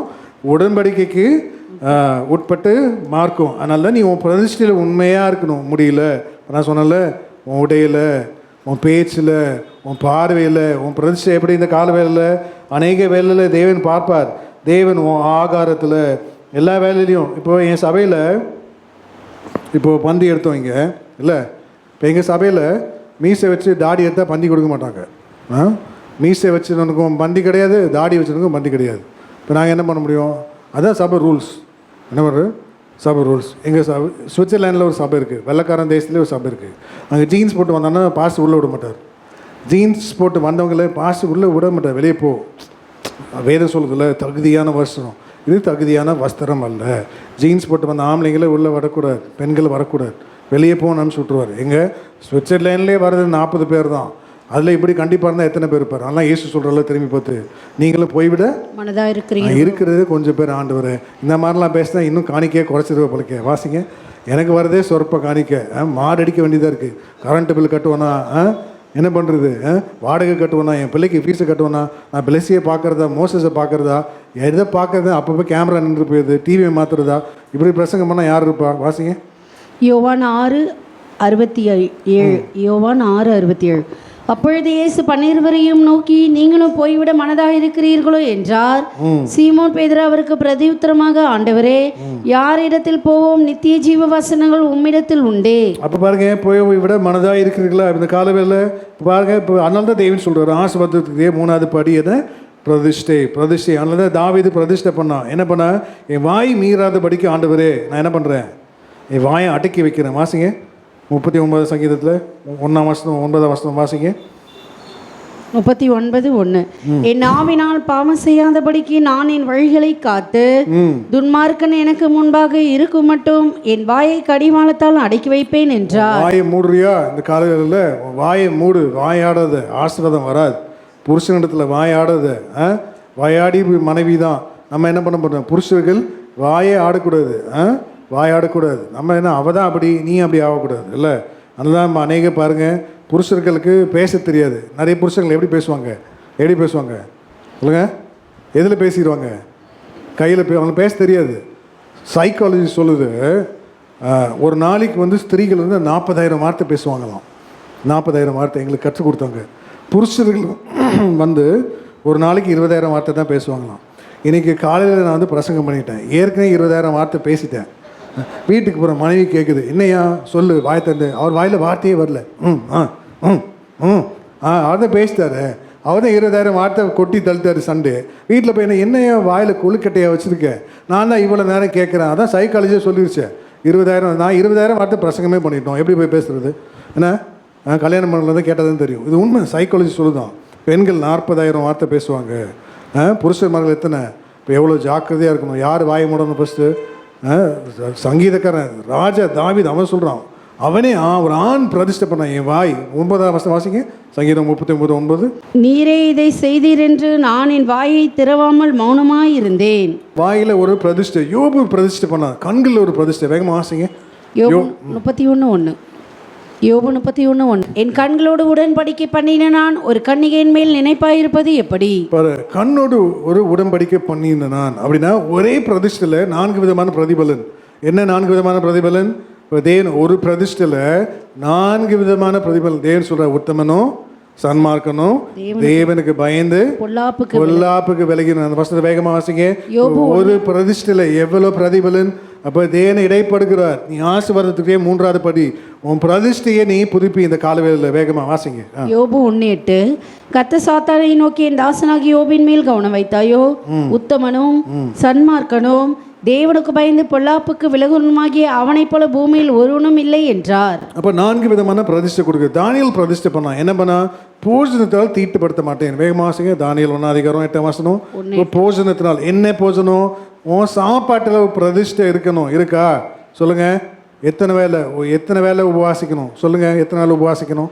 யாருக்கா தெரிஞ்சு சொல்லுங்க. ஒரு வாரத்தில் எத்தனை வேலை உபவாசிக்கணும்? என்ன ரூபி சொல்லு. எத்தனை வேலை? 2 வேலை. சொல்லுங்க. எத்தனை வேலை உபவாசிக்கணும்? என்ன மோசஸ் நீ சொல்லு. பிளஸ்ஸி ஏதோ சொன்னேன். வேதம் சொல்லுது பரிசையும் எத்தனை வேலை உபவாசிக்கிறான்? 3 வேளை. 3 வேலையா? 2 வேலை. ஒரு ஆயக்காரன் வந்து ஜெபிக்கிறான்ல, அவன் சொல்லுவான் இவனுக்கு நான் 2 வேலை உபவாசிக்கிறேன்னு அப்படி சொல்லுவான். இவனை மாதிரி கிடையாது. நான் எப்படிப்பட்டவன்? நான் 2 வேலை தவறாமல் உபவாசிக்கிறேன். இப்போது நியாயப்பிரமாணத்தின் நீதியின்படி பரிசையும் 2 வேலை உபவாசிக்கிறான். நீங்கள் அவன் நீதியை காட்டிலும் நம்முடைய நீதி அதிகமாக இருக்கும்படி 3 வேலை உபவாசிக்கணும். 2 பேர் ஜெபிப்பான்ல. அப்போ ஒருத்தன் வந்து சொல்கிறான் பாருங்க, நான் தசம்பாக கொடுக்குறேன், நான் உபவாசிக்கிறேன். அதில் வருதா பாருங்க. 18 லூக்கா 18:10 லூக்கா 18 அந்த வசனம் ஒண்டி வாசிங்க. 11 பரிசேயன் நின்று, தேவனோ நான் பரிகாரர் அநியாயக்காரர் விபச்சாரக்காரர் ஆகிய மற்ற மனுஷரைப் போலவும் இந்த ஆயக்காரனைப் போலவும் இராதனாலும் ஸ்தோத்திரிக்கிறேன். வாரத்தில் 2 தரம் உபவாசிக்கிறேன். எத்தனை வேலை உபவாசிக்கிறோம்? வாரத்தில் 2 வேலை. இயேசு சொல்கிறார், அவர்களுடைய நீதியை காட்டிலும் உன்னுடைய நீதி அதிகமாக இராத பட்சத்தில் நீ தேவனுடைய ராஜ்யத்தில் பிரவேசிக்க முடியாது. வாசிங்க. மத்தேயு 5:20 வேதபாரகர் பரிசேயர் என்புடைய நீதியிலும் உங்கள் நீதி அதிகமாயிராவிட்டால் பரலோக ராஜ்யத்தில் பிரவேசிக்க மாட்டீர்கள் என்று உங்களுக்கு சொல்லுகிறேன். அவர்கள் 2 வேலை உபவாசிக்கணும். நம்ம எத்தனை வேலை உபவாசிக்கணும்? நீ 3 வேலையாவது உபவாசிக்கணும். அதனால தான் அவன் என்ன சொல்கிறான்? போஜனத்தினால் நான் தீட்டுப்பட மாட்டேன் ஆண்டவர். நல்ல ஆகாரத்தில் ஒரு கடிவாளம் இருக்கா இந்த காலவேளையில்? கடைசியில் சிம்சன் என்ன பண்ணுறான்? அவன் பிரதிஷ்டையை உடைக்கிறான். நீ நல்லா கற்றுக்கொள்ளுங்க. பிரதிஷ்டையில் ஒரு பலன். பிரதிஷ்டையை உடைக்காமல் இருக்கிறதுக்கு அது இன்னொரு பிரதிஷ்டை தேவை. சிம்சனுடைய பிரதிஷ்டையில் எதில் இருந்துச்சு? அவன் பிரதிஷ்டை எதில் இருந்துச்சு? முடியல. தலை முடியல. முடியை கட் பண்ண மாட்டான்னு இருக்கிறது அது இன்னொரு பிரதிஷ்டை. அல்லேலூயா. வேலைங்க தான். அவன் பிரதிஷ்டையை உடைக்காமல் இருக்கிறதுக்கு இன்னொரு பிரதிஷ்டை தேவை. அதனால தான் அவன் சொல்கிறாரு, அவன் தலை சவரகன் கத்தியால் வெட்டின பின்பு அவனுடைய தலை மயிர் திரும்பி என்ன பண்ணுச்சான்? முளைக்க தொடங்கினது. மாசிங்க 16ஆம் அதிகாரத்தில் 22ஆம் வசனம் பாருங்க. 16:22 அவன் தலைமயிர் சிரைக்கப்பட்ட பின்பு பாருங்க. அவன் தலைமயிர் சிரைக்கப்பட்ட பின்பு. ஏன்? அவனுடைய பிரதிஷ்டை எதில் இருக்கு? தலைமயிர். அப்போ முடி வெட்டாமல் இருக்கிறதுக்கு இன்னொரு பிரதிஷ்டை. பெரிய உன் பிரதிஷ்டையை உடைக்காமல் இருக்கிறதுக்கு இன்னொரு பிரதிஷ்டை. ஆண்டவரே பிரதிஷ்டை நீ என்ன பண்ணுற? பிரதிஷ்டை நல்லா கற்றுக்கொள்ளுங்க. நான் 2.5 மணி நேரம் ஜெபிக்கிறேன் ஒரு நாளைக்கு. 10 அதிகாரம் படிக்கிறேன். இது உன் பிரதிஷ்டை இல்லை? 3 வேலை உபவாசிக்கிறேன். இதெல்லாம் பிரதிஷ்டை. நீ நல்லா கற்றுக்கொள்ளணும். சும்மா ஆண்டவர் ஆசீர்வதிக்க மாட்டார். நீ பிரதிஷ்டையை உடைக்காமல் இருக்கிறதுக்கு தான் இன்னொரு பிரதிஷ்டை. விளங்குதா? ஆண்டவரே பசி, நல்லா பசி. அப்போ தான் பெருங்குடல் என்ன பண்ணுமா? சிறு குடலை சாப்பிடுது. அப்போ தான் அன்றைக்கி பார்த்து தான் பக்கத்தில் இருக்க பிரியாணியாக கொண்டு வருவான். நம்ம ஆளுங்க பார்த்து எப்பா ஸ்தோத்திரம் ஆண்டவர் இன்றைக்கி தான் கொண்டு வந்தார். ஏண்டி ஜெபிச்சல பாரு 10 நாளைக்கு பிரியாணி வந்துச்சு. அப்படி அல்ல. அதனால தான் தேவன் இடைப்படுகிறார். அவன் தலைமையை சிரைக்கப்பட்ட பின்பு திரும்பவும் முளைக்க தொடங்கிற்று. அப்படிதான் உன் பிரதிஷ்டையில் நீ புதுப்பிச்சுக்கோ. இந்த காலவேளையில் ஆண்டவரே நான் இதிலெல்லாம் தவறணும், என் பிரதிஷ்டையில் நான் உண்மையாக இருப்பேன். ஆனால் இந்த நல் மனசாட்சி எல்லாருடைய பிரதிஷ்டை ஒவ்வொரு விதம். சில உடையில், சில தலை மயிரில் டை அடிக்க மாட்டேன்னு சில பிரதிஷ்டை பண்ணுவாங்க. தெரியுமா? நீ ஏன் கிழவி? அப்படி ஒரு ஊழியக்காரர் சொன்னாருங்க. நான் சொல்ல நீ ஏன் கிழவன்? நான் சொல்ல ஒரு ஊழியக்காரர் சொன்னார். நீ ஏன் டை அடிக்கிற? டை அடிக்கலாமா? டை அவலட்சணம் இல்லை. இதெல்லாம் ஒரு ஆவிக்குரிய ஒரு பலவீனம். சபைக்கு சண்டே ஒயிட் அண்ட் ஒயிட் போடுறதுலன்னா என்ன பிரயோஜனம்? ஆண்டுக்காக அது ஒரு பக்தி வைராக்கியம் இருக்கணும்ல. சண்டேயாவது ஒரு ஒயிட் அண்ட் ஒயிட்டு துணி போடணும். ஏன்? அது ஒரு பிரதிஷ்டை இல்லையா? ஏன் பிள்ளைகள் பாருங்கள் ஸ்கூலில் யூனிஃபார்ம் இருக்கும். என்ன யூனிஃபார்ம் சொல்லுங்கள்? என்ன யூனிஃபார்மு? நீ வெள்ளை துணி, நான் கருப்பு துணி, நீ பச்சை துணி, நான் போட்டு வரோம் ஸ்கூலில். எல்லோரும் ஏன்? வேற்றுமை இல்லை. என்ன வேற்றுமை இல்லை? பணக்காரன், ஏழை, உயர்ந்தவன், தாழ்ந்தவன், இந்த மாதிரி வேற்றுமை இல்லை. அதனால தான் பெரியார்கிட்ட போய் சொன்னாங்களாம், ஒரு கூட்டம் நடத்தணும்னு போய் கேள்வி கேட்கும்போது அவர் சொன்னாராம், என்னடா கூட்டம் நடத்தணும்னு. இந்த மாதிரி ஐயோ கிறிஸ்தவர்களுக்கு கூட்டம் நடத்த என்ன பண்ணக்கூடாதான், நம்ம உத்தரவு அதிகாரம் கொடுக்கக்கூடாது. கடைசியில் சபை போய் பாருங்க, சபையில் போய் பார்த்து அங்கே வேற்றுமே இல்லையா, உயர்ந்தவன் தாழ்ந்தவன் எல்லாம் ஒரே கலர் துணியை போட்டு ஒன்றா உட்காந்துருக்கான். இதுதாடா என்னதுன்னு அங்கே தாண்டா தெய்வம் இருக்குன்னு சொல்லிட்டாராம். தெய்வத்தையே நம்பாதவர் அவர் என்ன சொன்னாராம், தெய்வம் அங்கே தான் இருக்குன்னு. அல்லேலூயா. ஆனால் நீ என்ன பண்ண, கலராக துணி போடுற இல்லை, உன் பிரதிஷ்டை என்ன, வயசாயிடுச்சு இப்போ. அதனால சின்ன பிள்ளை இல்லை, என்ன சொல்கிறோம், சின்ன பிள்ளையான நடக்க வேண்டிய வழியை நடத்த முதிர் வயதிலும் விடாது இருப்பான். ஒரு சின்ன பிரதிஷ்டை தானே. அதனால் எந்த பிரதிஷ்டையும் யாரையும் அற்பமாக எண்ணக்கூடாது. அதனால் பாருங்கள், ஒரு விதவை வந்தால் காணிக்கப்பட்டியில் எவ்வளோ காசு போட்டா, ஒரு துட்டுக்கு 2 காசு. அப்போ அற்பமான காணிக்கை தேவன் அங்கீகரித்தாரா இல்லையா? தேவன் அங்கீகரிப்பார். சின்ன பிரதிஷ்டை தான். ஆண்டவரே என் தலைமயிரை நான் டை அடிக்க மாட்டேன், சின்ன பிரதிஷ்டை. அதனால தான் நல் மனசாட்சியை நீ என்ன பண்ணாத, ஏன் நீ அந்த கெடுத்துக்காத. 1 தீமோத்தேயு 3:9 வாசிக்கு. 1 தீமோத்தேயு 3:9 உந்த விசுவாசத்தின் ரகசியத்தின் நல்ல மனசாட்சியை நீ என்ன பண்ணாத, நீ காத்துக்கோ. நீ யார்ட்டையும் சொல்ல வேண்டாம், ஆண்டவரே உன் பிரதிஷ்டையில் உண்மையாக இருப்பேன். நீ என்ன பிரதிஷ்டை பண்ணுற இந்த காலவேளையில் உண்மையாரு. மாத்திரை எடுக்க மாட்டேன்னு சொல்கிறியா, மாத்திரை எடுக்காமே சாவு. கிறிஸ்து எனக்கு ஜீவன், சாவு எனக்கு ஆதாயம். சொல்லல வசனம் இருக்குது. ஆண்டவர் சும்மா எழுத்து ஓட்டிக்கலாமா? வாசிங்க, வேகமாக வாசிங்க. 1 தீமோத்தேயு 3:9 விசுவாசத்தின் ரகசியத்தை சுத்தமான சாட்சியிலே காத்து கொள்ளுகிறவர்களாயும் இருக்க வேண்டும். அப்போ என்ன பிரதிஷ்டை இந்த காலவேளையில் பண்ணுறோம்? உன் பிரதிஷ்டையில் உண்மையா இருக்கு. ஆசீர்வாதத்துக்கு முதல் படி என்ன சொல்லுங்க? ஆசீர்வாதத்துக்குரிய 2வது படி என்ன? ஆசீர்வாதத்துக்குரிய 3வது படி என்ன? பிரதிஷ்டை. உடன்படிக்கை பெட்டி. 4வது வாசிங்க, ஏசாயா 65:8. கர்த்தர் சொல்லுகிறது என்னவென்றால், ஒரு திராட்சை குலையில் ரசம் காணப்படும் பொழுது அதை அழிக்காதே, அதிலே ஆசீர்வாதம் உண்டென்று சொல்லுகிறபடி நான் என் ஊழியக்கார நிமித்தம் அனைத்தையும் அழிக்காதபடி செய்வேன். நல்லா கற்றுக்கொள்ளுங்க. 4வது ஊழியத்தின் நிமித்தம். உனக்கு ஊழிய ஒரு ஆவி இருக்கா? என் ஊழியக்காரன் நிமித்தம். ஒரு ஊழியக்காரன் உனக்காக ஜெபிக்கும் போது, உன்னுடைய நியாய தீர்ப்புக்காக என்ன பண்ணா, மோசே எதற்காக நின்றான்? தேவன் அழிக்க சித்தமானார். அந்த மோசை என்ன பண்ணுறான்? ஃபஸ்ட்டு அந்த என்ன, அந்த திறப்பின் வாசலில் நிற்கிற முதல்ல ஊழியக்காரனே மோசை தான். திறப்பின் வாசல் நிற்கிறான், தேவன் அழிக்கிறார். இந்த காலவேளை உன்னுடைய ஊழியக்காரர், இந்த சபையில் ஊழியக்காரங்க உனக்காக ஜெபிக்கும்போது தேவன் கேட்பார். ஏன்? உனக்கு வருகிற சாபத்தை அவர் மேலே ஏற்றுக்கொள்கிறார். அதுதான் அடையாளம். அப்படின்னா என்ன? இப்போது பாருங்கள், ரெபேக்கா இருக்கா? ரெபேக்கா தானே ஈசாக்கோட முறை. ஆமாம், யாக்கோபு அனுப்புகிறா, தகப்பன் இடத்துல போய் ஜெபி. அவன் யாக்கோபு என்ன சொல்கிறான்? அம்மா நான் ஜெபிக்கிறேன், என் தகப்பன் கண்டுபிடிச்சிட்டேன்னா என்ன பண்ணிடுவார்? சபிச்சிருவான் அந்த மனுஷன். ஆனால் அந்த மனைவி தாய் என்ன சொல்லுவாள்? மகனே சாபம் என் மேலே வரட்டும். அதுதான் ஒரு ஊழியக்காரனோட சிந்தை. அல்லேலூயா. அதுதான் ஒரு ஊழியக்காரன். திறப்பின் வாசல் நிற்கிறது. நீ ஊழியம் சிந்தை இருக்கா? யாரெல்லாம் சபையில் ஊழியம் பண்ணுறீங்க கை தூக்குங்க. சபையில் சின்ன ஊழியமாக பெரிய நல்லா கை தூக்குங்க. பாருங்கள், இதான் ஊழிய சிந்தை. ஊழியம் நீ செய்யணும். ஊழிய சிந்தை இருந்துச்சுன்னா தேவன் உன்னை ஆசீர்வதிப்பார். ஒரு தெரு பிரசங்கம், ஒரு சின்ன வீட்டு கூட்டம், ஒரு பாய் போடுக்கிறது, ஒரு மைக் வைக்கிறது, ஒரு ஆண்டுக்காக என்ன ஊழியம் நீ செய்கிறியோ, அதனால் ஊழிய சிந்தை. ஒரு ஊழியத்தின் நிமித்தம் தேவன் உன்னை ஆசீர்வதிப்பார். யானை ஊழிய சிந்தை இருக்கா? அநேகம் அழைக்கப்பட்டவர்கள், அநேகர் தெரிந்து கொள்ளப்பட்டவர்களோ. பவுல் சொல்கிறாரு, நான் சுவிசேஷத்தை பிரசங்கியாவிட்டால் எனக்கு ஐயோ. வாசிங்க, உனக்கு இருக்க அந்த காலவெல்ல. இப்போ தேவன் உன்னை ஆசீர்வதிக்கணும். ஒரு ஊழியமும் செய்யலை நீ, தேவன் எப்படி உன்னை ஆசீர்வதிப்பார்? தேவனுக்காக நீ என்ன செய்கிற? இந்த காலவெல்ல ஆண்டு கேட்பல, பணத்திலையாவது நீ தாங்குறியா ஒரு சபையை? இல்லை ஒரு ஜெபத்தில் தாங்குறியா? இல்லை முழங்காலில் தாங்குறியா? இல்லை தேவன் சபையோடு சேர்ந்து ஊழியம் பண்ணுகிறாயா? இப்போ ஆண்டர் கேட்க மாட்டாரா? எப்படி ஆசீர்வாதம் வீட்டை தேடி வரும்? நீ ஆண்டருக்காக இந்த காலவேளை என்ன ஊழியம் பண்ணுகிற?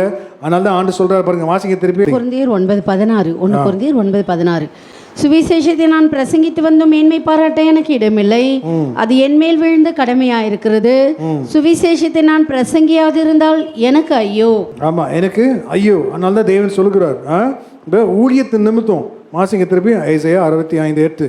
ஏசாயா 65:8 கர்த்தர் சொல்லுகிறது என்னவென்றால், ஒரு திராட்சை குலையில் ரசம் காணப்படும் போது அதை அழிக்காதே, அதிலே ஆசீர்வாதம் உண்டு என்று சொல்லுகிறபடி நான் என் ஊழியக்கார நிமித்தம் அனைத்தையும் அழிக்காதபடி செய்வேன். அப்போ ஊழியத்தின் ஆவியின் நிமித்தம் இந்த ஆசீர்வாதத்தை தேவன் அழிக்காமல் காப்பார். நீ செய்கிற ஊழியத்தின் நிமித்தம் தேவன் கண்டிப்பாக ஒரு ஆசீர்வாதம் உண்டு. அல்லேலூயா. அல்லேலூயா. ஒரு நாளும் மனுஷன் கைவிடலாம், தேவன் கைவிடவே மாட்டார். நீ தேவனுக்காக உண்மையா ஊழியம் செய்யும்போது தேவன் அது ஒரு ஆசீர்வாதத்தை வைத்திருக்கிறார். அது ஏன் ஊழியத்தின் ஆவி. அண்ணாள் ஜெபிக்கிறா, என்ன ஜெபிச்சா சொல்லுங்க? ஆண்டவனே எனக்கு ஒரு பிள்ளை கொடும், நான் என்ன பண்ணுறேன், அந்த பிள்ளை உண்மைக்கே கொடுக்குறேன். அதான் ஊழியத்தின் ஆவி. சொல்ல கொடுக்குறா பாருங்க, வைராக்கியம். ஒரே பிள்ளை ஆண்டுக்காக கொடுத்து விடுக்கிறா. நீ அப்படி ஜெபிக்கிறியா சொல்லு? இந்த காலவேளை நீ தேவனுக்காக நீ எதை கொடுக்குற? நீ தேவனுக்காக இழக்க ஆயத்தமாக இருக்கணும். வாசிங்க வேகமாக. 1 சாமுவேல் 1:11. சேனைகளின் கர்த்தாவே தேவரீர் உம்முடைய அடியாளின் சிறுமையை கண்ணோக்கி பார்த்து உம்முடைய அடியாளை மறவாமல் நிலைத்தள்ளும் உமது அடியாளுக்கு ஒரு ஆண் பிள்ளையை கொடுத்தால் அவன் உயிரோடு இருக்கும் சகல நாளும் நான் அவனை கர்த்தருக்கு ஒப்பு கொடுப்பேன், அவன் தலையின் மேல் சவரகன் கத்தி படுவதில்லை என்று ஒரு பொருத்தனை பண்ணினாள். தேவன் என்ன பண்ணுறான்? அண்ணாலே கடாட்சித்தார். அப்போ தேவன் இடைப்படுகிறார். ஊழியத்தின் நிமித்தம் ஊழியம் செய்யணும். யாரெல்லாம் ஊழியம் பண்ணலாம் கை தூக்குங்க. ஊழியம் பண்ணலையா? நல்லா கை தூக்குங்க. ஏதாவது ஊழியம் பண்ண கற்றுக்கொள்ளுங்க. ஊழியம் பண்ணணும், கற்றுக்கொள்ளணும். எனக்கு என் வீட்டில் ஆண்டு தான் எல்லாமே கற்றுக் கொடுத்தாரு. நான் பிளேட் எடுக்க மாட்டேன், பாய் போட மாட்டேன். நான் கார் ஓட்டினா சேரு தண்ணியாக இருந்தால் அந்த சுற்றிட்டு வேறு மாதிரி போய் என் டயர் அழுக்காதுன்னு நான் ஒரு கார் வாங்கினேன், சம்பாதிக்கும் பென்ஸ் காரு. இப்போல்லாம் கொடுத்துட்டேன். அதில் வந்து என் டிரைவர் கழுவார். எதில் திரும்ப கழுவார்? கேன் தண்ணியில் தான் கழுவணும். என் காரு நீ கேன் தண்ணியில் தான் கழுவணும். எவ்வளோ புரியுது அவங்களுக்கு தெரியாது. இப்போ எவ்வளோ மோசமாக இப்போ ஆண்டு என்னை எப்படி மாற்றி விட்டார் பாருங்க. ஆண்டு ஊழியத்தின் பாதையில் ஆண்டு கற்றுக் கொடுத்தார். அநேகரை நேசிக்கும்படி, அரவணைக்கும்படி, ஏழைகளோட பேசும்படி, அவர்களோட உட்கார்ந்து புசிக்கும்படி. ஃபஸ்ட்டு நான் ஊழியம் பண்ணும்போது ஒரு குடிசை வீட்டில் போகிறேன். அந்த பாட்டியே வயசான பாட்டி, நான் வரேன்னு சந்தோஷமாயிடுச்சு. ஏதோ இயேசு கிறிஸ்து வர மாதிரி. அந்த பாட்டிக்கே தெரியாது. இப்போ ஆவிலும் பிரதான போய் நான் வந்து ஜெபிச்சு வைரக்கம் பிரசங்கம் பண்ணி அந்த பாட்டி எனக்கு 100 ரூபா கொடுத்துச்சு. அல்லேலூயா. அந்த காசு ரொம்ப நாளாக நான் வச்சுருந்தேன். அவ்வளோ ஆசை. அந்த பாட்டிக்கே காசு இல்லை. அதனால் என்ன பண்ணுது? ஊழியத்தின் நிமித்தம். இப்போ தெரியுதா? அல்லேலூயா. அதில் ஒரு ஆசீர்வாதம் உண்டு. நீ தேவனுக்காக நீ ஒரு ஊழியம் செய்யணும். அல்லேலூயா. அதனால தான் தேவன் சொல்லுகிறார். உபாகம் வாசிங்க 33:9. லேவி புத்திரர் என்ன பண்ணலாம்? யாரையும் பிரியப்படுத்தலை. சொந்த தகப்பனையோ பிள்ளைகளையோ உறவினர்களையோ யாரும் தேவனுக்காக வைராக்கமே வாழ்ந்துக்கிற பாருங்க. வாசிங்க. உபாகமம் 33:9. தன் தகப்பனுக்கும் தன் தாய்க்கும் நான் உங்களை பாரேன் என்று சொல்லி தன் சகோதரரை அங்கீகரியாமல் தன் பிள்ளைகளையும் அறியாமல் இருக்கிறவன் வசமாய் அவைகள் இருப்பதாக. அவர்கள் உம்முடைய வார்த்தைகளை கை கொண்டு உம்முடைய உடன்படிக்கையை காக்கிறவர்கள். யாரு?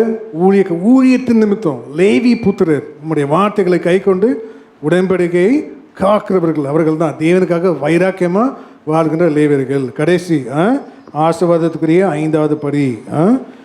ஃபஸ்ட்டு ஆசீர்வாதத்துக்குரிய முதல் படி என்ன? விசுவாசம். ஆசீர்வாதத்துக்குரிய 2வது படி என்ன? ஜெபம். ஆசீர்வாதத்துக்குரிய 3வது படி என்ன? பிரதிஷ்டை. ஆசீர்வாதத்துக்குரிய 4வது படி என்ன? ஊழியத்தின் நிமித்தம். ஊழியத்தின் ஆவி இருக்கா? ஆசீர்வாதத்துக்குரிய 5வது படி உன் நிமித்தம். வாசிங்க. ஆதியாகமம் யோசேப்பின் நிமித்தம் 39. அதில் வருதா பாருங்க. 39 5ஆம் வசனமாக பாருங்க. யோசேப்பின் நிமித்தம் போத்திபாருடைய வீர தேவன் என்ன பண்ணாரா? ஆசீர்வதித்தார். 39 ஆதியாகமம் 39:5. அவனை தன் வீட்டுக்கும் தனக்கு உண்டான எல்லாவற்றிற்கும் விசாரணைக்காரன் ஆக்கியிருந்த முதற்கொண்டு கர்த்தர் யோசேப்பு நிமித்தம் அந்த எகிப்தியன் வீட்டை ஆசீர்வதித்தார். வீட்டிலும் வெளியிலும் அவனுக்கு உண்டானவை எல்லாவற்றிலும் கர்த்தருடைய ஆசீர்வாதம் இருந்தது. கடைசியில் வந்துட்டோம். 2 நிமிஷத்தில் முடிச்சிடலாம். கவனிங்க. இப்போ தேவன் சொல்லுகிறார் உன் நிமித்தம், யோசேப்பின் நிமித்தம் அந்த வீடு ஆசீர்வாதமாக்கப்பட்டது. யோசேப்பின் நிமித்தம். யோசேப்பு எதற்காக? யோசேப்புனா என்ன சொல்லுங்க? யோசேப்பை பற்றி பேசுகிறோம், யோசேப்பை பற்றி படிக்கிறோம்.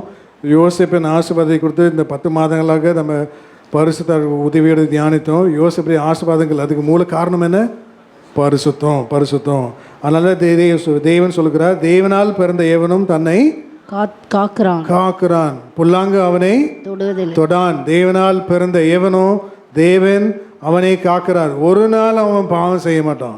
நீ இயேசுவினுடைய பிள்ளை, நீ பரிசுத்தத்துக்காக வைராக்கியமா இருக்கன்னா ஒரு நாளும் பாவம் செய்ய தேவன் அனுமதிக்க மாட்டார். ஃபஸ்ட்டு நீ நல்லா கற்றுக்க. யோசேப்பின் நிமித்தம் அந்த வீடு ஆசீர்வாதமாக்கப்பட்டது. நீ பரிசுத்தமாக இருக்கிறியா? உன் வேலை ஸ்தலத்தில், உன் பள்ளியில், உன் கல்லூரியில், இந்த ஊழியத்தில் கூட இப்போ நிறைய கேமரா மாட்டியிருக்கு. அதுக்கு தான். ஏன்? பரிசுத்தமாக இருக்கீங்களா கண்காணிக்க தான். இல்லை, நல்லது தானே. ஏன்? பரிசுத்தம் உன் பேச்சில். ஏன்? புருஷன் தான் மனைவி கிட்ட தான் பேசணும். அடுத்த ஸ்திரியை பார்த்து சிஸ்டர் நல்லா இருக்கீங்கனாலே கேட்கக்கூடாது, பல்லு மேலே டப்புன்னு ஒரு அடி வரணும். அப்படியே அன்றைக்கே ஆண்டு அடிச்சிடணும். ஏன்னா வீட்டில் போய் பல்லு தேக்க மாட்டேன், பல்லு ஒன்று கொட்டி என்னம்மா என்ன, நான் பக்கத்து ஸ்திரியை சிஸ்டர் விசாரிச்சுட்டேன். யாருமே நம்ம புருஷமார்கிட்ட தான் பேசணும், பிரதர் நல்லா இருக்கீங்களா, பல்லு மேலேயே அடி விடணும். அன்றைக்கே நீ நைட்டு பல்லு தேய்ச்சின்னா 2 பல்லு கொட்டிடணும். புரியுதா? அப்போ ஒரு பயம் இருக்கணும். தேவனுடைய வீடு ஒரு பரிசுத்தம். யார்ட்டையும் பேசக்கூடாது. யார்கிட்ட பேசலாம்? புருஷன் மனைவி கிட்டே பேசலாம், மனைவி புருஷன் பேசலாம். வாயை மூடிக்கோ. யார்கிட்ட பேசலாம்? ஐயா கிட்டே பேசலாம், அம்மா கிட்ட, பாஸ்டர் அம்மாட்ட பேசலாம், பாஸ்டர் கிட்ட பேசலாம். யார்ட்டையும் பேச உத்தரவே கிடையாது, உத்தரவும் கொடுக்கக்கூடாது. அதனால தான் தேவன் சொல்லுகிறார், வாசிங்க, தேவனால் பிறந்த எவனும் தன்னை காக்குறான். வாயை மூடிக்கோ, வாயை திறக்காதுன்றாரு. வாயை என்ன பண்ணிடுவார்? தச்சிடுவார். சிரிக்காத, பல்லையே சிரிக்காது. அதனால தான் நிறைய பெரியவங்களாம் என்ன சொல்லுவாங்க, யாரையும் பரியாசம் பண்ணல, ரொம்ப சிரிக்கிற பெண்ணையும் ரொம்ப அழுகிற ஆணையும் என்ன பண்ணக்கூடாதான், நம்பவே கூடாது. ரொம்ப சிரிக்கிறதில்ல நம்பவே கூடாது. சில ஆம்பளைங்க அழுவாங்க, அழுகிற ஆம்பளையில் நம்பவே கூடாது.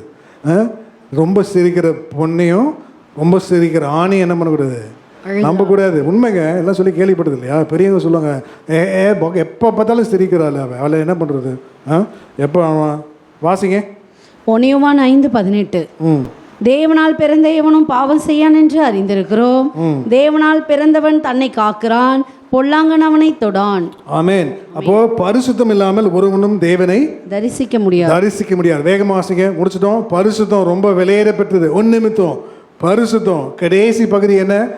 முதல் படி, 2வது படி, 3வது படி, 4வது படி ஏறிட்டோம். கடைசி பகுதி என்ன? பரிசுத்தம் விலையேற பெற்றதுங்க. பரிசுத்தம். தேவன் உன்னை என்னை மீட்டெடுக்க சிலுவையில் தன் ரத்தத்தை சிந்தினார், நீ பரிசுத்தமாக வாழும்படி. அதனால தான் உன் நினைவுகள், எண்ணங்கள், ஏக்கங்கள், நினைவுகள், எண்ணங்கள், ஞாபகங்கள், ஏக்கங்கள், விருப்பங்கள், உணர்வுகள், தோற்றங்கள், செயல்பாடுகள், வாஞ்சைகள். அதனால தேவன் சொல்கிற, பிரியமானவனே, ஆத்மா சுகித்து வாழ்கிறது போல நீ எல்லாவற்றிலும் வாழ்ந்து சுகமாயிரு. வாசிங்க வேகமாக முடிச்சிட்டோம். எபிரேயர் 10:12. எபிரேயர் 12:14. யாவரோடு சமாதானமாய் இருக்கவும் பரிசுத்தமுள்ளவர்களாய் இருக்கவும் நாடுங்கள், பரிசுத்தம் இல்லாமல் ஒருவனும் கர்த்தரை தரிசிப்பதில்லையே. ஆமென். அப்புறம் வாசிங்க, பிரியமானவனே, ஆத்மா சுகித்து ஆத்மா வாழ்கிறது போல நீ எல்லாவற்றிலும் வாழ்ந்து சுகமாயிரு. ஆத்மால ஒரு இளைப்பாறுதல், ஒரு ஔஷதம், ஒரு சந்தோஷம், ஒரு பரிசுத்தம் ரொம்ப விலையேற பெற்றது. நீ அதை காக்கணும். எதைக்காக சபைக்கு வந்திருக்க? நீ பரிசுத்தமாக வாழ சபைக்கு வரலன்னா எதுக்காக சபைக்கு வர? இந்த கால வேலையில் பிள்ளை பள்ளிக்கூடம் போது எதற்காக? மாடு மேய்க்கிறதுக்கா? சொல்லுங்கள். அப்போ சபைக்கு எதுக்கு வரோம்? சபைக்கு எதுக்கு வர? இந்த கால வேலையில் நீ பரிசுத்தமாக இருக்கிறதுக்கு தான் தேவன் அழைக்கிறார். பரிசுத்தம் இல்லாத பட்சத்தில் தேவன் உன் கையின் பிரயாசத்தை ஆசீர்வதிக்க மாட்டார். பரிசுத்தம் இல்லாத பட்சத்தில் தேவன் உன் சிறையிருப்பை மாற்ற மாட்டார். பரிசுத்தம் இல்லாத பட்சத்தில் தேவன் உன் வியாதியை குணமாக்கவும் மாட்டார். பரிசுத்தம் விலையேற பெற்றது. அதனால தேவன் சொல்லுகிறார், வாசிங்க, பிரியமானவனே, 3 யோவான் 2. பிரியமானவனே, உன் ஆத்மா வாழ்கிறது போல நீ எல்லாவற்றிலும் வாழ்ந்து சுகமாயிருக்கும்படி வேண்டுகிறேன். ஆமென். அதனாலதான் ஃபர்ஸ்ட் நீங்க கற்றுக்கொள்ள வேண்டியது, பாவத்தை விட்டு விலகி ஓடுவது முதல் பகுதி. நல்லா எழுதி கொள்ளுங்க. பாவத்தை விட்டு விலகி ஓடுவது முதல் பகுதி. அப்போதே பாவத்தை எதிர்ப்பது 2வது பகுதி. அப்புறம் பாவத்தை வெறுப்பது 3வது பகுதி. 4வது பாவத்தை ஜெயிப்பது 4வது பகுதி. அல்லேலூயா. அப்போ ஆசீர்வாதத்துக்குரிய 5வது பகுதி என்ன?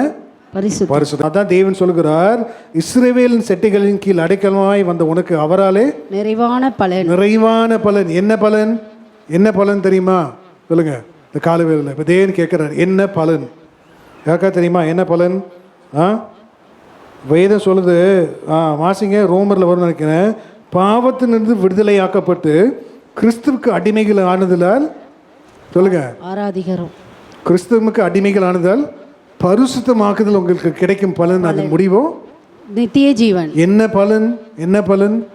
இயேசுடைய இஸ்ரவேலின் தேவனாகிய செட்டைகளின் கீழ் அடைக்கலமாய் வந்த உனக்கு அவராலே நிறைவான பலன். அல்லேலூயா. தேவன் உன் தேவைகளை சந்திப்பார். அவராலே நிறைவான. நீ கற்றுக்கொண்டது என்ன பலன்? வாசிங்க, ரோமர் 6:22. இப்பொழுது நீங்கள் பாவத்தினின்று விடுதலையாக்கப்பட்டு தேவனுக்கு அடிமைகள் ஆனதினால் பரிசுத்தமாக்குதல் உங்களுக்கு கிடைக்கும் பலன் முடிவோ நித்திய ஜீவன். ஆமென். முடிவோ நித்திய ஜீவன். கடைசி வசனம் வாசிங்க, பிலிப்பியர் 1:29. முடிவோ. அப்போ முதல் படிக்கும் இந்த கடைசி படிக்கும் ஒரு கனெக்ஷன் என்ன? பிலிப்பியர் 1:29. முதல் படி எது? ஆசீர்வாதத்துக்குரிய முதல் படி என்ன? விசுவாசம். ஆசீர்வாதத்துக்குரிய கடைசி பகுதி என்ன? பரிசுத்தம். பரிசுத்தம். இப்போ இதான் கடைசி என்ன கனெக்ஷன் பாருங்க. பிலிப்பியர் 1:29. ஏனெனில் கிறிஸ்துவினிடத்தில் விசுவாசிக்கிறதற்கு மாத்திரமல்ல அவர் நிமித்தமாக பாடுபடுகிறதற்கும் உங்களுக்கு அருளப்பட்டு இருக்கிறது. யோசேப்பு பாடுபட்டான், தேவன் அவனை சிங்காசனத்துக்கு உயர்த்தினார். எல்லா எளிமையிலுங்க முடிச்சிட்டோம். எல்லா எளிமையும் இருக்கலாம். அந்த காலவேளையில் தேவன் சபையை பலப்படுத்தும்படி, நம்முடைய ஜனத்தை பலப்படுத்தும்படி தேவன் என்ன பண்ணார்? இடைப்பட்டார். 5 படிகள் மனுஷனுக்கு கொடுக்கப்படுது. 5 படிகளும் மனுஷன் தவறாமல் ஏறி வரணும். அதனால தான் தேவன் பார்க்குறார். உணர்வுள்ளவன் உண்டோ என்று என்ன பண்ணுறான்? தேவன் மனுபுத்திரனை கண்ணோக்கி பார்க்க உணர்வு இருக்கா? இந்த காலவேளையில் கர்த்தருடைய ஜனத்துக்கு உணர்வு இருக்கா? என் ஜனம் ஏன் வீணா அடிக்கப்பட வேணும்? ஏன் வீணா உள்ளங்கால் துவங்கி உச்சந்தலை வரைக்கும் ரணமே இல்லைன்னு கர்த்தர் ஏன் சொல்லணும்? இந்த காலவேளையில் சுகம் இல்லை, சுகமே இல்லை. ஏன் ரணமாக இருக்குது? கிளியாத்தில் பிசின் தைலம் இல்லையா? அந்த காலையில் எல்லா கண்களை மூடுவோம். ஒத்தாசை வரும் பர்வதங்களுக்கு நேராக உன் கண்களை ஏறெடுத்துப்பார். இந்த காலவேளை தேவன் இடைப்பட்டார். எனக்காக தேவன் பேசினார், என் சபைக்காக தேவன் பேசினார், என் குடும்பத்துக்காக தேவன் இடைப்பட்டார், என் வருங்காலத்துக்காக ஆசீர்வாதம் இல்லை அலைந்து திரிகிறாயே, தேவன் உன்னை பார்த்து இடைப்படுகிறார். ஏன் சிஎன் குமாரத்தி இவளுக்கு சுகமே இல்லையா? கீழியாத்தில் பிசின் தைலம் இல்லையா? இயேசு தான் ரண வைத்து the name of Jesus like the balm of Gilead. கீழியாத்தில் பிசின் தைலம் பாருங்க. இயேசு இருக்கிறார், உபதேசம் இருக்கு, வாக்கு தத்தங்கள் இருக்கு, சபை இருக்கு, ஊழியக்காரங்க இருக்கிறாங்க உங்களுக்காக ஜெபிக்க, போராட, திறப்பின் வாசல் நிற்க, சாபத்தை எதிர்த்து போராடி உங்களை ஆசீர்வதிக்கும்படி. பாருங்க, தாய் சொல்லுகிறார், மகனே பயப்படாத, உன்மேல் வருகிற சாபம் என்மேல் வருவதாக. இந்த காலவேளையில் எதற்கொண்டு நீ கவலைப்படாத. 5 படிகளை கொடுத்து பார்த்தோம். ஃபர்ஸ்ட் ஆவிக்குரிய ஆசீர்வாதத்துக்குரிய முதல் ஆவிக்குரிய ஆசீர்வாதமாலும் சரி, மாம்சத்துக்குரிய ஆசீர்வாதமாலும் சரி, ஆசீர்வாதத்துக்குரிய முதல் படியே விசுவாசம். விசுவாசம் எப்படிப்பட்டது பாருங்க. ஏராளமான திருவசனம் கொடுத்து தேவன் இடைப்பட்டார். ஒரே வசனம், அவன் தேவனை விசுவாசித்தான். ஆபிரகாம் தேவனை விசுவாசினா அது அவனுக்கு நீதியாக எண்ணப்பட்டது. அப்போ விசுவாசத்தினாலே நீதிமான்கள் ஆக்கப்படுகிறோம். விசுவாசம் விலையேறப்பட்டது. தேவன் உண்டு என்று தம்மை தேடுகிறவர்களுக்கு பலன் அளிப்பார் என்று நீ விசுவாசிக்கணும். இந்த காலத்தில் எந்த மனுஷனையும் நம்பி நீ வாழக்கூடாது. உன் பலத்தையோ உன் ஞானத்தையோ உன்னுடைய அனுபவத்தையோ எதை சார்ந்து நீ வாழக்கூடாது. இயேசுவையே சார்ந்து வாழணும். இந்த காலவெளியில் நீ எல்லாம் கண்களை மூடு. நீ ஒத்தாசை வரும் பர்வதங்களுக்கு நேராக உன் கண்களை உயர்த்து. வேடு சொல்றது, கையெடுப்பு ஒரு அந்தி பலி. கையை தூக்கு, உன் கையை தூக்கு நேரா தேவனுடைய பர்வதத்துக்கு நேராக உன் கைகளை ஏறெடுத்து பார். கையெடுப்பு ஒரு அந்தி பலி. பக்தன் சொல்லுகிறான், ஒரு ராஜா சொல்லுகிறான், கையெடுப்பு ஒரு அந்தி பலி. இந்த காலவேளை பலி செலுத்துறியா? எத்தனை மணி நேரம் உன் கை தூக்குற? இந்த காலவேளையில் தேவன் இறங்கி வர ஆயத்தமாக இருக்கிறார். உன்னை ஆசீர்வதிக்கும்படி, உன்னை உயர்த்தும்படி, உன் சிறையிருப்பை திருப்பும்படி, உன் வியாதியை குணமாக்கும்படி தேவன் இறங்கி வருகிறாரே. உன் கையை இறக்காத, கையை உயர்த்து. ஆசீர்வாதத்துக்கு முதல் படியை விசுவாசம். 2வது ஜெபி. உன் ஜெபம் எப்படிப்பட்டது? தேவன் பாருங்க, யாக்கோபு ஜெபித்தான், ஜெபிக்கிறதுல வல்லவன் என்று பெயரிட்டான். அதே போல நீ ஜெபிக்கிறாயா? மனுஷனோடும் தேவனோடும் போராடி மேற்கொண்டவன் தான் அவன் இஸ்ரவேலாக தேவன் மாற்றிவிட்டார். ஜெபிக்கிறவன் எந்த சூழ்நிலையும் எழுந்திருப்பான். அவனுக்கு எதிர்கொண்டு வருகின்ற பிரச்சனையை தேவனே நின்று சந்திப்பார். ஜெபிக்கிறதுக்கு முன்பாக எதிர்த்து நிற்கிறவன் யார்? தேவன் நீதியை சரி கட்டும் நாள் அளவும் தேவன் கொஞ்சம் பதறாதேன்னு சொல்றாரு, கலங்காதேன்னு சொல்றாரு, பயப்படாதேன்னு சொல்றாரு. உன் நீதியை சரி கட்டுற நாள் சமீபமாக இருக்கிறது. என் பிள்ளையே, உன் எதிர்காலம், உன் கண்ணீரெல்லாம் துரித்தில் வைத்திருக்கிறேன். நீ ஜெபிக்கிற பிள்ளையா மாறு. 3வது பிரதிஷ்டை. என்ன பிரதிஷ்டையில் உண்மையாக இருக்கும் பாருங்க. இந்த காலவேளையில் ஏராளமான பிரதிஷ்டைகள் இருக்கு. எந்த பிரதிஷ்டையுமோ, சின்ன பிரதிஷ்டையுமோ பெரிய பிரதிஷ்டை பண்ணும்போது அதில் ஒரு பலன். சிம்சோனுடைய தலை சரைக்கப்பட்ட பின்பு கொஞ்ச நாள் பின்பு அவன் வேண்டினான், ஆண்டவனே இந்த ஒரு விசை என்ன பண்ண பலப்படுத்தும். நீ செவி வாயை திறந்து சொல்லு, ஆண்டவரே அநேக பிரதிஷ்டையில் தவறிவிட்டேன், என் பிரதிஷ்டையில் உண்மையா இருக்க இந்த ஒரு விசை என்ன பலப்படுத்தும் சொல்லு. வாயை திறந்து, இந்த ஒரு விசை ஆண்டவரே என்ன பலப்படுத்தும். அவனுடைய தலைமயிர் முளைத்தது. அவன் தேவன் பாருங்க, அவனை கொண்டு பெரிய காரியங்கள் செய்தார். உயிரோடு இருக்கும் காலும் அளவும் அல்ல. அவன் மறிக்கும் போது 3000 பேரை அதிகமாக என்ன பண்ணனா முறியடைத்தான். உன் முடி முளைக்கட்டும். இந்த காலவேளை உன் முடி முளைக்கட்டும். நீ வாயத்திறந்து சொல்லு, உன் பிரதிஷ்டையில் உண்மையாக இருப்பேன்.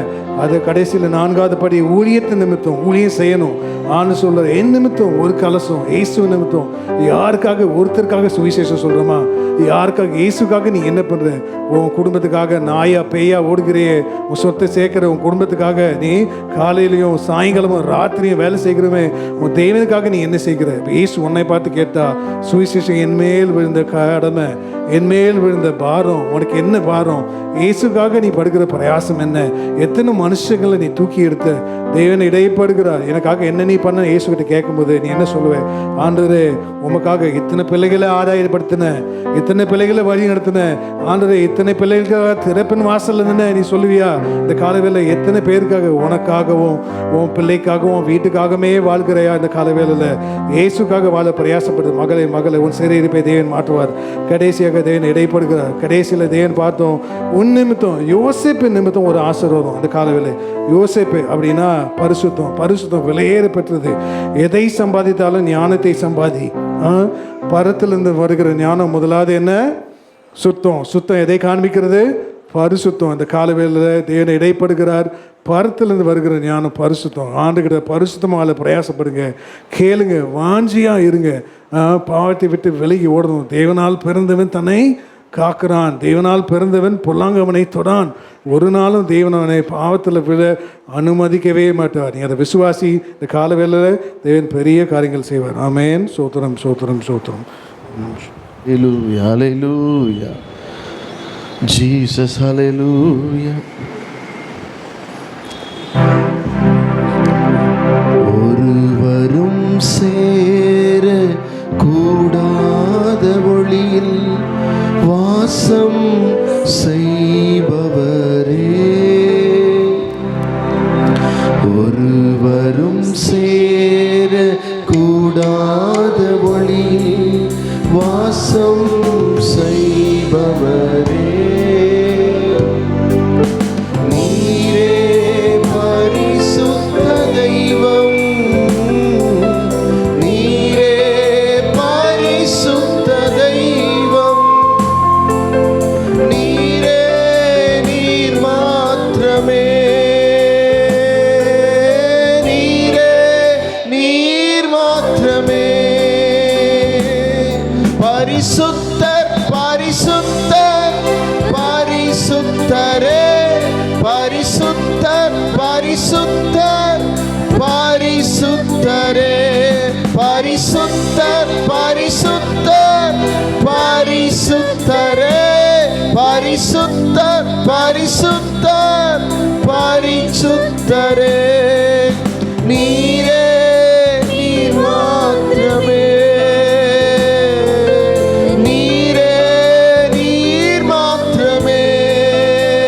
சொல்லுங்க, நீரே நீர் மாத்திரமே,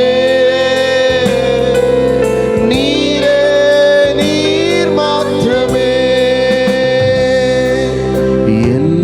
எல்லாவற்றிலும் மேலானவர், எல்லோரிலும் சிறந்தவர், சகலவற்றையும் சிருஷ்டித்தவர், சர்வத்தில் உயர்ந்தவர்,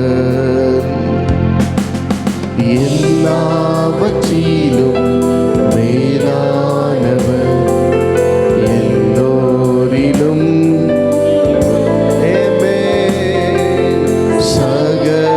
சகலவற்றையும் சிருஷ்டித்தவர், சர்வத்தில் உயர்ந்தவர், எல்லாவற்றிலும் மேலான கடவுள், பரிசுத்தமான ஆண்டவர். ஆண்டவர் விசுவாசமும் ஜெபமும் பிரதிஷ்டையும் ஊழியமும் பரிசுத்தமும் ஒருங்கிணைந்து எங்களுடைய வாழ்க்கையிலே இந்த மாதத்திலே ஒரு மாபெரும் அற்புதத்தை செய்யட்டும் செய்யட்டும். ஆண்டவரே, ஆண்டவரே, நீர் எங்களோடு கூட பேசி இருக்கிறீர். உடைய வார்த்தை எங்களுக்குள் கிரியை செய்திருக்கிறது. இந்த ஐந்தையும் ஒருமுகப்படுத்தி இது 5 விரல்ல இதை ஞாபகத்தை வைத்துக் கொள்ளுங்க. அல்லேலூயா. முதலாவது நம்முடைய வாழ்க்கையில விசுவாசம், இரண்டாவது நம்முடைய வாழ்க்கையில ஜெபம், மூன்றாவது உங்க பிரதிஷ்டை, நான்காவது உங்களுடைய ஊழியம், ஐந்தாவது உங்களுடைய பரிசுத்தம். அல்லேலூயா. இவர்கள் 5 நம்முடைய 5 விரல்களாய் இருக்கட்டும். ஆண்டவர் இந்த காலை வேளையிலே ஒவ்வொரு நிமிஷமும் நம்மளை நடத்துவாராக. வார்த்தை கொடுத்த தாசனையுடைய குடும்பத்தையும் மனைவி பிள்ளைகளையும் ஆசீர்வதிப்பீராக. தீர்மானம் எடுங்க, ஊழியம் செய்ய உங்களை ஒப்பு கொடுங்க, பரிசுத்தமாய் வாழ ஒப்பு கொடுங்க, ஜெபிக்க ஒப்பு கொடுங்க, விசுவாசத்திற்கு ஒப்பு கொடுங்க. பிரதிஷ்டையை மாத்திராதீங்க, அழைப்பை மாத்திராதீங்க, வைராக்கியமா நெல்லுங்க. அல்லேலூயா. யோவான் ஸ்நானகனை போல வைராக்கியமாய் அழைத்த அழைப்பிலே உறுதியாய் நின்று ஆண்டவருடைய நாமத்தின் மகிமைப்படுத்துவோம். இந்த காலை வேளையில கூட வந்திருக்கிற தேவ பிள்ளைகள் ஒவ்வொருவரையும் ஆண்டவர் ஆசீர்வதிப்பார். இந்த மாதத்திலே ஆண்டவர் சகலத்தையும் புதிதாக்கி தருவார், சகலமும் புதிதாகும். கவலைப்படாதீங்க, ஆண்டவர் உங்க எல்லாரையும் ஆசீர்வதிக்கிறார். அப்படி ஆசீர்வாதக்காரவங்க எல்லார் மேலையும் இறங்குகிறது. நீங்கள் நினைப்பதற்கும் எண்ணுவதற்கும் மேலாய் கிரியை செய்ய வல்லமையுடைய தெய்வம் உங்கள் ஒவ்வொருவரையும் இன்றைக்கு தொட்டு ஆசீர்வதிக்கிறார். அவருடைய கரத்தை உங்க மேல வைக்கிறார். உங்களை வெறுமையா போக விடல, பலவீனமா நீ போகல, சோர்ந்து நீ போகல, தேவையோடு நீ போகல. எல்லாவற்றையும் கர்த்தர் நிறைவேற்றி உன்னை வெளியே அனுப்புகிறார். ஆண்டவரே, உம்முடைய பிள்ளைகளை ஆசீர்வதி, பெரிய காரியங்களை செய். இயேசுவின் விலையேற பெற்ற நாமத்தில் ஜெபிக்கிறோம் பிதாவே. எல்லாரும் சொல்லுவோம், என் ஆத்துமாவே கர்த்தரை ஸ்தோத்தரி, முழு உலகமே பரிசுத்த நாமத்தை ஸ்தோத்தரி. என் ஆத்துமாவே கர்த்தரை ஸ்தோத்தரி, அவர் செய்த சகல உபகாரங்களையும் மறவாது. நம்முடைய கர்த்தராகிய இயேசு கிறிஸ்துவின் கிருபையும் பிதாவாகிய தேவனுடைய அன்பும் பரிசுத்த ஆவியானுடைய அன்யோன்ய ஐக்கியம், சந்தோஷம், சமாதானம் கர்த்தருடைய வசனத்தை பகிர்ந்து கொடுத்த தேவதாசரோடும் கர்த்தருடைய பந்தியிலே பங்கு பெற்ற தேவ மக்களோடு கூட உடைய வருகை பரியந்தம் என்றென்றைக்கும் நிலைத்திருப்பதாக. ஆமேன். மாரநாதா, மாரநாதா, மாரநாதா. ஹல்லேலூயா, ஹல்லேலூயா, ஹல்லேலூயா. ஆண்டவங்க எல்லாரையும் ஆசீர்வதிப்பார். ராஜாவை நான் பார்த்தால் போதும், மகிமையில் அவரோடு நான் வாழ்ந்தால் போதும். ஆயத்தமாகணுமே, இன்னும் ஆயத்தமாகணுமே, வருகைக்காக ஆயத்தமாகணுமே.